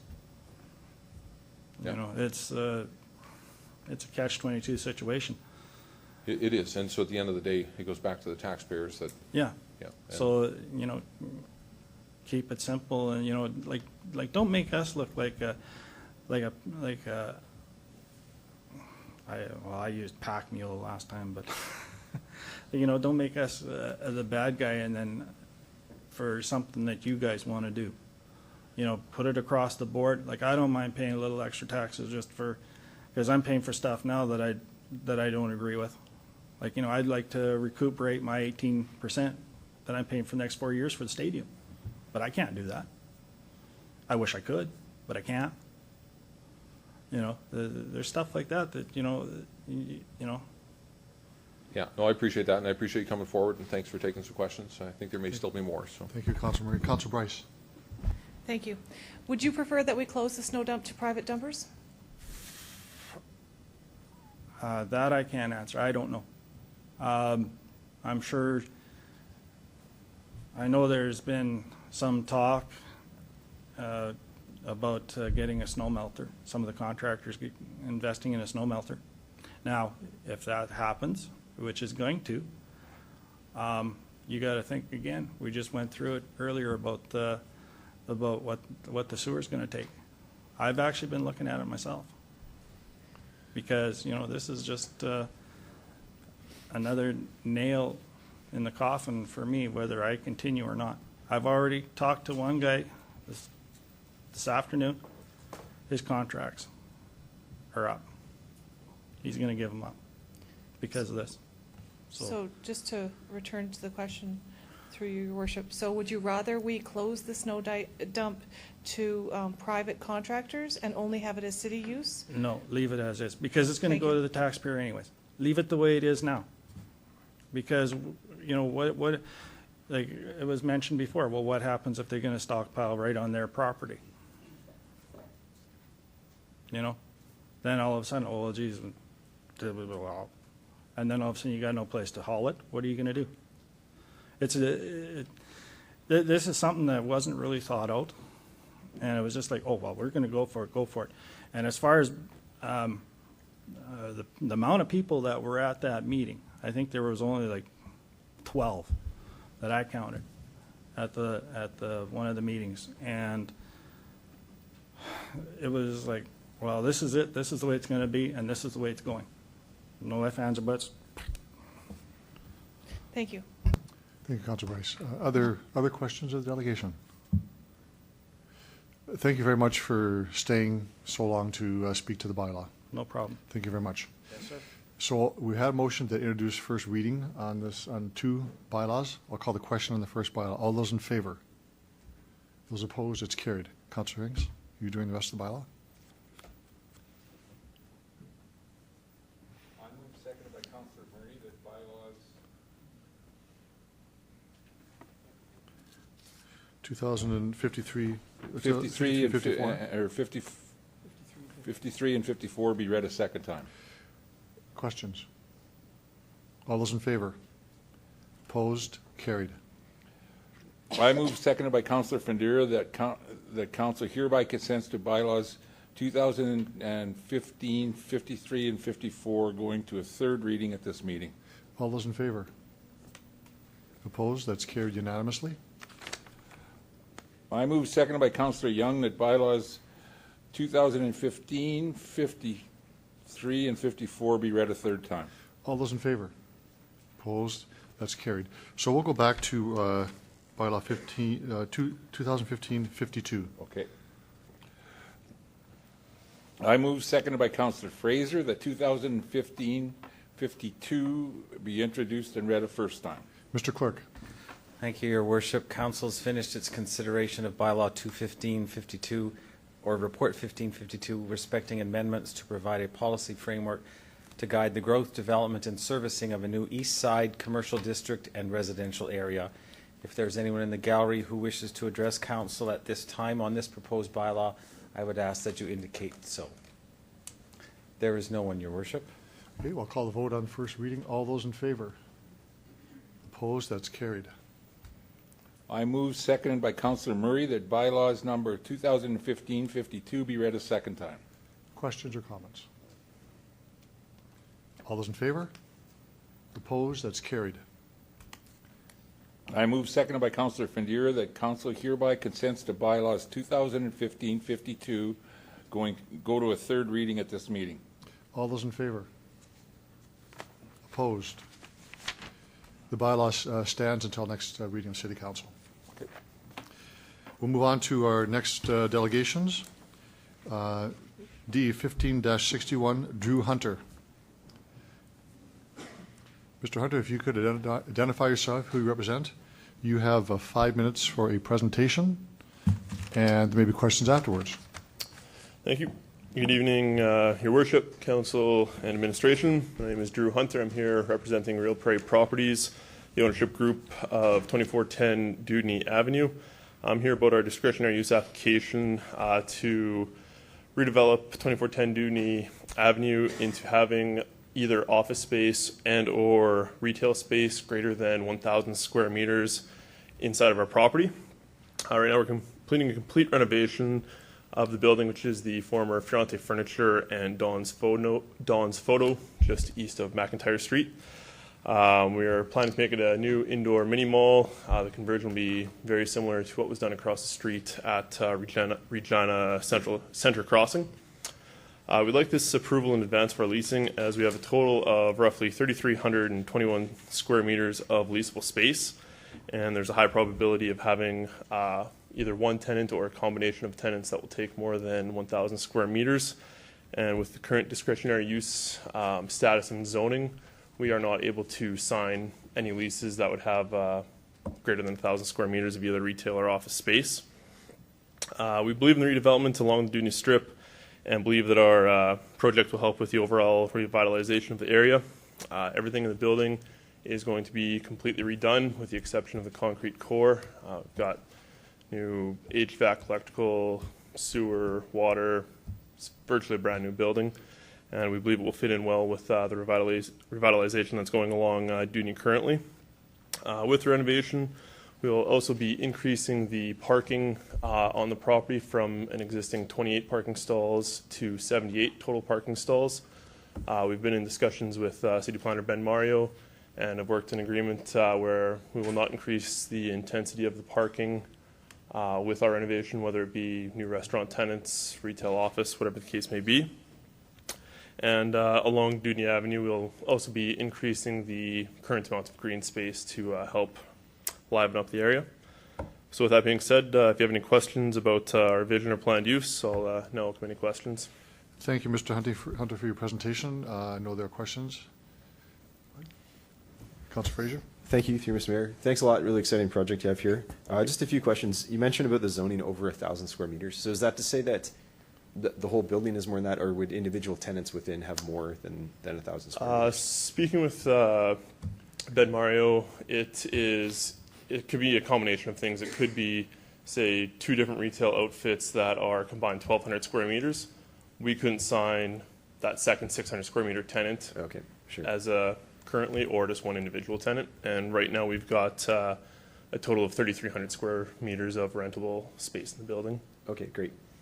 And pardon my ignorance, but I just can't tell from the design drawing here. Are you actually increasing the footprint? You say you're going to renovate everything minus the slab? We are very minorly. We are adding new atriums in the west corner of the building and on the south corner facing Dewdney, but that won't be for any leasable space. That'll just be for new entrances into the building itself. Okay, and one last question. If people who are coming to shop at your place or eat or whatever they're going to do, they would do it from inside? I mean, to say that you come inside and all the frontages are facing inward, is that the idea? Or would people enter each different business from a separate entrance? It will be majority from the inside of the building. We've had talks where there might be one tenant who's looking to have outside entrance, but vast majority will be through the inside of the building. Okay, great. Thanks a lot for your ingenuity here. This is a win-win for the city because it's new development, new tax revenue on existing infrastructure, so I really appreciate that. Good luck. Thank you, Councillor Fraser. Other speakers or questioners? Councillor Donald. Thanks very much. Hi. I remember a discussion that we had at planning, a little bit about the north side and entrance. Maybe would you enlighten us on that, if you don't mind? Yeah, currently there's 2 entrances to the building directly off of Duny Avenue on the south or on the west side off McIntyre. We've got a total of 50 stalls, parking stalls designated in the back. There is access technically off of 8th Avenue. We don't imagine we're likely to block that off and have focused entrances off of the south and the west there. Okay, perfect, thanks. Okay. Thank you, Councillor Donald. Other questions of the delegation? There are none. Thank you very much. You can return to the gallery, and we'll now look at a report for a application for discretionary use at 2410 Duny Avenue. Councillor O'Donnell. So a proposed office and retail use. If I could have a seconder, please. Second, please. Councillor Young. Thanks very much. We like this a lot at Planning Commission, and the gentleman very quickly kind of mentioned, but along Dudney Avenue they're investing. This is where we have property. This is where part of the RRI exists. Across the street from this is a brand new hotel, probably the slowest build in all of Regina, but soon to be open. And so there's been a lot of development along here, and so Don's photo, if I remember correctly, is staying in here, and now they have some space to attract some others. So we thought this was a terrific investment. You notice the young man said about totally redoing the building and modernizing it and so on. The parking was not an issue. In fact, it was a huge change from what was there before. We got kind of excited and hope you do as well. Thank you, Councillor Donald. Other comments on the report? Looks like a great development. All those in favor? Opposed? Carried. Next item is a communication from Leanne Croft. It is a communication. She's here to answer questions. So if I have a motion to accept the communication, please. I'll move, receive, and file on the communication. Thank you. Seconder, please. Okay. Councillor Hinks. All those in favor? Opposed? Carried. So if Leanne Croft is here, are there questions of the report that we're going to be considering with respect to Apartment Avenue and Harbour Landing? It's an apartment building. There will be, so if you could please come forward and identify yourself, who you represent, and there are questions. Thank you for being patient and waiting. Good evening, Your Worship, Councillors, and Administration. I'm Leanne Croft, representing Site 360 Studio, as well as Dream Developments. Thank you very much. Councillor O'Donnell will begin questions. Thanks very much, and thanks for waiting and taking some questions. I think it's important for Council to hear a little bit of the discussion that we had about Parliament Avenue, the Boulevard, and so on. If you want to just walk everybody through that and how the egress and so on would work there from your point of view. In terms of there being a single egress onto Parliament Avenue, the plan was to have a median break within the planned boulevard in Parliament Avenue. And the discussions that we had with the administration, with Ben Mario, and the people over with transportation was that it should be adequate in terms of the flow out of the site, in terms of the number of units that are planned for this area. So there was the consultation that happened with both the administration as well as our consultants in the civil engineering department. Good, thanks very much. And if you wouldn't mind just asking, I'll ask, if you don't mind answering a little bit about parking and the numbers and how you view that. We have 648 parking stalls, which is exactly 1.5 stalls per unit. We did the planning to meet that number precisely. It was commented at our planning meeting that it's rare that that comes in exactly on the number, but we tried to maximize every other square meter within the green space for green space. And so we planned exactly the minimum number of parking stalls and planned the rest of the site for green space. Perfect. My last question is on green space. So would you mind, from your point of view, just describing a little bit what you have planned? So there are 4 apartment buildings that will surround a central green park, a green amenity space that will carry a clubhouse, as well as picnic benches, areas for barbecuing, playground structure. Basically, that would be the central amenity space for this development. Good. Thank you. Thank you, Councillor O'Donnell. Other questions of the delegation? Okay. Councillor Fraser? Okay, thank you, Mr. Mayor. Thanks a lot for your presentation, and thanks for your long wait. Yeah, this looks like an exciting development. It's a really high-density type of place. The one question I have is about green space. So let's say that if someone were moving into this space with a 10-year-old child or something like that, what's the pitch you make to your child that this is going to be a livable space in a nice Regina summer?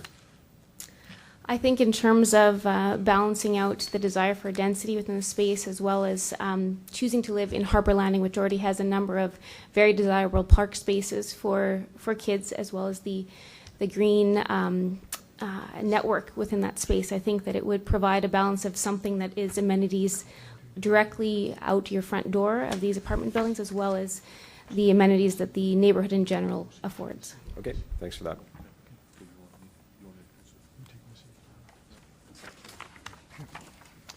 Other questions?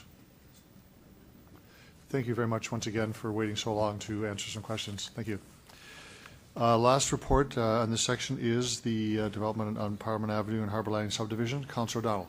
Thanks very much. This is a discretionary use application, planned group of apartment buildings. Address is 5501 and 5601 Parliament Avenue, and it is in Harbour Landing. If I could have a seconder, please. Seconder, please. Councillor Young. Thanks very much. So first, a description. This is in the top corner of what is currently Harbour Landing. It is along Parliament Avenue, and it has reached the end in terms of this part of the development right at Campbell Street. So that's where this is. Originally, this always was meant to be a high-density area, and it was predetermined or likely to be a rental apartment, just as this is. So that's there. I draw your attention, and I asked the questions to the young lady specifically, so I draw your attention to, first of all, Parliament Avenue, where the traffic is going to be significant along here, or is projected to be, because this is a thoroughfare. To the north side is the Beaudry lands. Although there is no plan that you have seen before it, there is a developing plan, and they will have to follow that boulevard that is there as well, so that while it is affecting this development to make it what we perceive to be safer, it will also affect the Beaudry lands that are later on. So that was a condition. 2, you'll notice about parking, and I asked the young lady to mention about parking, but for this reason. We always talk about parking, and we always talk about the number of parking stalls. And we have heard at Planning Commission repeatedly that in some of the large-scale developments, that only up to 70% of the parking stalls are actually used. So we have asked our staff to come back to Planning Commission, which ultimately we're going to funnel to you, to actually survey some of the large developments that we have approved in the last while and see how much parking is actually used. We feel that this is an adequate number for this one. In fact, some may argue that it is beyond adequate, but we'll find that out based on other developments that we have approved in the last few years, all within the same kind of scope and size to here. We thought the green space and the development was good. We are looking for concurrence. Thank you. Thank you, Councillor O'Donnell. Speakers to the report. Councillor Hawkins? I just want to make a comment about parking. I mean, I've been concerned about density in Harbour Landing and expressed that concern here on a number of occasions. I'm also very concerned about parking in Harbour Landing, and I would be very worried if any report came back to this council to recommend a reduction in parking in this already very dense area. We have streets where parking is, where people are parking, that's a problem, and I'd be concerned with any effort to reduce parking in Harbour Landing. Thank you, Councillor Hawkins. Other speakers to the report? I'll call the question. All those in favour? Opposed? Carried. Next report will be on complementary industrial development in the joint planning area. Councillor Murray, could you take my seat, please? Your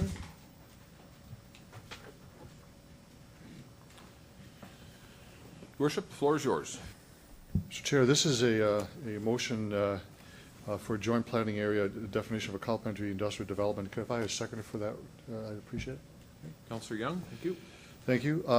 Members will note that, of course, as part of the Memorandum of Understanding between the Arm of Sherwood and the City of Regina, we talked about how we would develop within the joint planning area. And one of those concerns, of course, or questions is how we develop what is not an easy task, complementary development that actually works in favor of both the Arm of Sherwood and the City of Regina. So this is a testament to our staff, which I want to point out has done an excellent job of weaving the way through this very difficult discussion of how we handle the issue. And we know that in past of our relationship, we're on a good path for the most part. We have two committees that review this, a technical committee and then a committee of council that will talk about issues. And of course, this is one of the issues, one of the early issues we've talked about, and we've had early success. So I thank the administration for all the work they've done here. The report is now by way of a motion, which we'll be considering in a moment, that speaks to a common definition, and the wording is identical that the Arm of Sherwood will pass at their council meeting, and we'll be passing hopefully tonight. But in general terms, the definition is as follows, that the Arm of Sherwood will focus on larger lots that don't really focus on, they have modest servicing demands, and that sort of fits the type of development that's happening now in the Sherwood Industrial Park. And the city will focus on smaller lots that have more intensification of servicing of the land. And of course, as always, if there's a dispute, and we hope there isn't one, but if there is one, we have the means and ways to do that in terms of a dispute settlement mechanism. So, great work done by our administration, great work done by the two committees of the Arm of Sherwood and the City of Regina, right to make concurrence by this council so we can begin to, again, have complementary development that helps both the City of Regina and the Arm of Sherwood.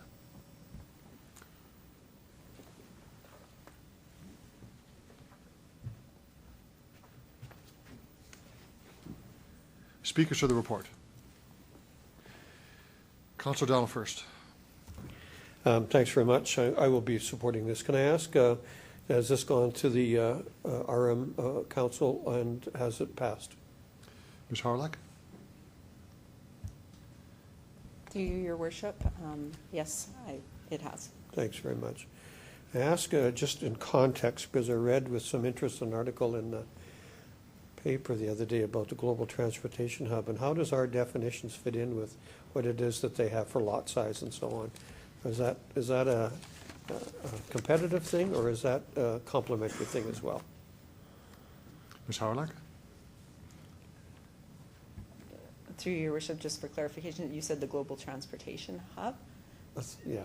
Yeah, their developments are focused on transportation-orientated development. Right. So I think this is something that we're looking at the region on how we can have complementary development throughout the region. Perfect. Thank you. Thank you, Councillor Donald. Councillor Hawkins. Thank you, Mayor. I just have one question. This refers to industrial development. I just want to clarify, this will have no impact on any discussion or proposal surrounding Wascana Village? Ms. Harlack? Through you, Your Worship, that's correct. At this point, this is for the industrial definition. We will be having further discussions with the Arm of Sherwood with respect to commercial, what complementary commercial looks like and what complementary residential would look like as per the agreements with the RM. Thank you. Thank you, Councillor Hawkins. Other questions? Call the question. All those in favor? Opposed? That's carried. We'll move to Executive Committee. I'm not sure, Councillor Hinks, are you moving this one? Okay, Councillor Hinks. I am pleased to rise to move CR 15-89, and I'm going to read the resolution out.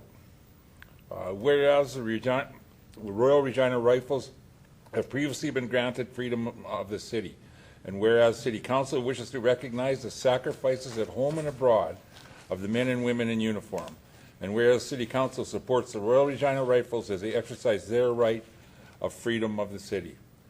Now, therefore, Council resolves that Regina is a free city, and the Royal Regina Rifles have the right, honor, and distinction of marching within the bounds of the city of Regina on all occasions, with swords drawn, drums beating, and bands playing. Thank you, Councillor Hinks. A seconder for that? Councillor Frandura. Speaker to the report. Councillor Frandura. Thank you, Your Worship. I rise in support of this. I feel we're doing a great thing by granting freedom of the city to the military units. It's a great gesture on our part. We're recognizing men and women in the services, recognizing their sacrifice, what they do to keep our freedoms and keep us secure, and going out to foreign lands, inside, out of our country, in our country, to help us have a freedom of speech. And of course, the recognition of the families of men and women that go out and protect the world, protect us. So I'm very, very pleased, and I'm very happy, and I'm looking forward to the September 12th and being part of it. So, Your Worship, I am definitely in support of this, and I thank the city and thank our council to have a vision and recognizing this. Thank you, Your Worship. Councilor Verdura, you were a part of putting this together. Do you want to just perhaps go about which regiments will be actually appearing? It's in the report, just to speak to it. Yeah, I got them. Thank you, Your Worship. Well, we've got the 38th Service Battalion. You have your 10th Field Artillery Regiment. You have a 16th Field Ambulance, and of course now we're looking at 15 Wing Musja. So, Your Worship, it's great. We're looking at adding 15 Wing Musja. It's good on our region, and so I'm again proud of that. Thank you, Your Worship. Thank you, Councilor Verdura. We have some other speakers. Councilor Murray. Thank you, Your Worship. I also want to speak in favor. Obviously, many of us around this table understand the importance of where it is we get to reside. The fact is, Canada is one of the greatest countries on this planet. Frankly, I think Saskatchewan is one of the best provinces. And here we are in Regina, what my opinion is the best city in Saskatchewan to live in. So for us to open up the doors of the city and to open up the boundaries of the city to these men and women who serve to give us the freedoms that we have, I think giving the voice to those folks and giving them support is paramount to us. And I believe this will be a unanimous decision, Your Worship. Thanks. Thank you for that, Councilor Murray. Other speakers? Councilor Flagel. Thank you. I just want to say that I've been to a lot of the functions that have gone on and also the ceremonies. And when a man and a woman or a woman and man put on that uniform, whatever capacity they are, they represent their hometown, they represent Saskatchewan, Canada, and they represent and go out to the world. So I definitely am supporting this, and I look forward to the September 12th function to recognize a lot of these people, because it'll be a great day and a great evening. So, and with the Trafalgar Ball as well, they used to have that.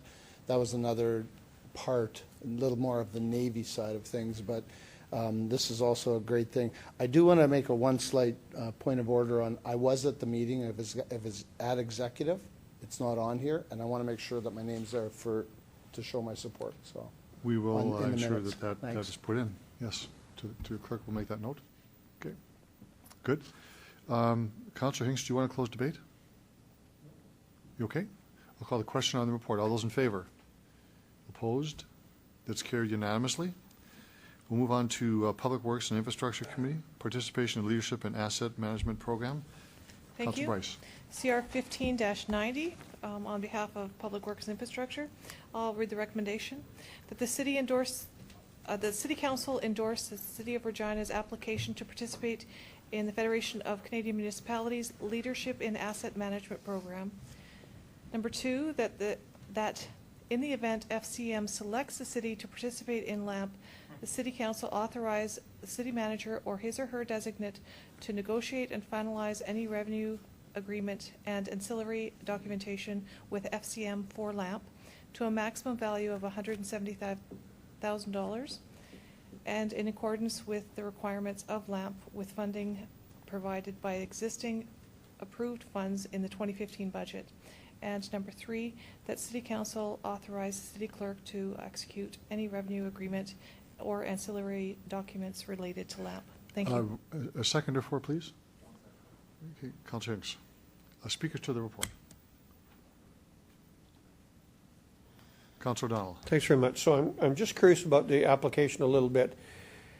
So does it have anything to do with the fact that we've already gone down a path with asset management? Does that help us, or are we aware of that? Ms. Gizmo? Through your worship, FCM is actually looking for municipalities that have a range of experience with asset management, so those that are starting out and those that have been doing it for several years. Okay, good. I'll tell you what was on my mind. We did a couple of national infrastructure summits. We brought in people on asset management. We invited the rest of Canada to learn and listen. I would say that's an asset on our behalf, and I would like to, if that can be thrown into the application, let them know. So I recall we brought in people directly from Australia, where it is a national requirement, and I think we showed leadership, and good for us. Thank you, Councillor O'Donnell. Other speakers to the report? Just a quick question. We are down the road on this one, as Councillor O'Donnell mentioned. Do we have a lot to learn yet from this? Or are we going to be an example of what ought to be done for a municipality? Ms. Gizmo? Through your worship, I think we're in between. We have some good pockets of good practices within our organization, and we'll leverage those both if we are able to participate in this, but also in the development of asset management practices in other areas within the city. So you're being modest when you say we're just in the middle. Okay, I got it. As I said, there's pockets of good, and there's some that are still a work in progress. Good. Thank you very much. Other speakers to the report? All those in favor? Opposed? Carried. Administration report, the City Manager Report 15-9, and the new Build Canada Fund, a resolution required. I have a motion for that, please. Okay. Councillor Fraser, seconder, please. I'll second, your worship. Seconded. Speakers to the report. This is actually required. This list has been put forward already to the province and the federal government, but a resolution of this council is actually required for technical reasons. And so I think we've all had a discussion about that. To the City Manager, do you have any other comments on the background to this report? No, Your Worship. I think you've characterized it right. Nothing has changed fundamentally from when Council dealt with this previously. It is, as the Mayor has indicated, a requirement of provincial and federal government that a formal resolution of Council be received, and that's why it's in front of you. So if this report is passed, of course, the next step is a motion itself and the resolution. Councillor O'Donnell, you want to speak? I just have a question, if I could. So I realize that it's a requirement. I'll support it. That's good. But we're in an election. So does that have any bearing on what's going on here? Both, we have a federal election coming up and we have a provincial election. Or does this program just keep rolling? I'm just Should like keep clarity rolling. on It's that. a legal issue. So the administration, any comments? Mr. City Manager? Mr. Mayor, I'd concur, and what's more, the process at this stage is largely bureaucratic, so we're dealing admin to admin largely, and so effectively it's not a political process at this point. Thank you. Good. Other speakers to the report? All those in favor? Opposed? Carried. The motion, next one is as you see it, drafted, signed by the City Manager. Self-explanatory. We just passed the report, so I have a motion to adopt this, please. Councillor Young, a seconder. Okay, Councillor Hawkins. Speakers to the report, or to the motion. Call the question on the resolution. All those in favor? Opposed? That's carried unanimously. We have bylaws. Councillor Hinks. This is a bylaw that was tabled from the July 27th meeting of Council, so we'll go to the third reading and beyond. Yep, 49.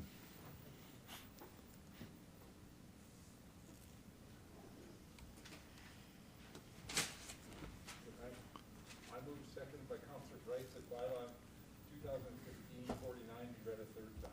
All those in favor? Opposed? That's carried. That's it.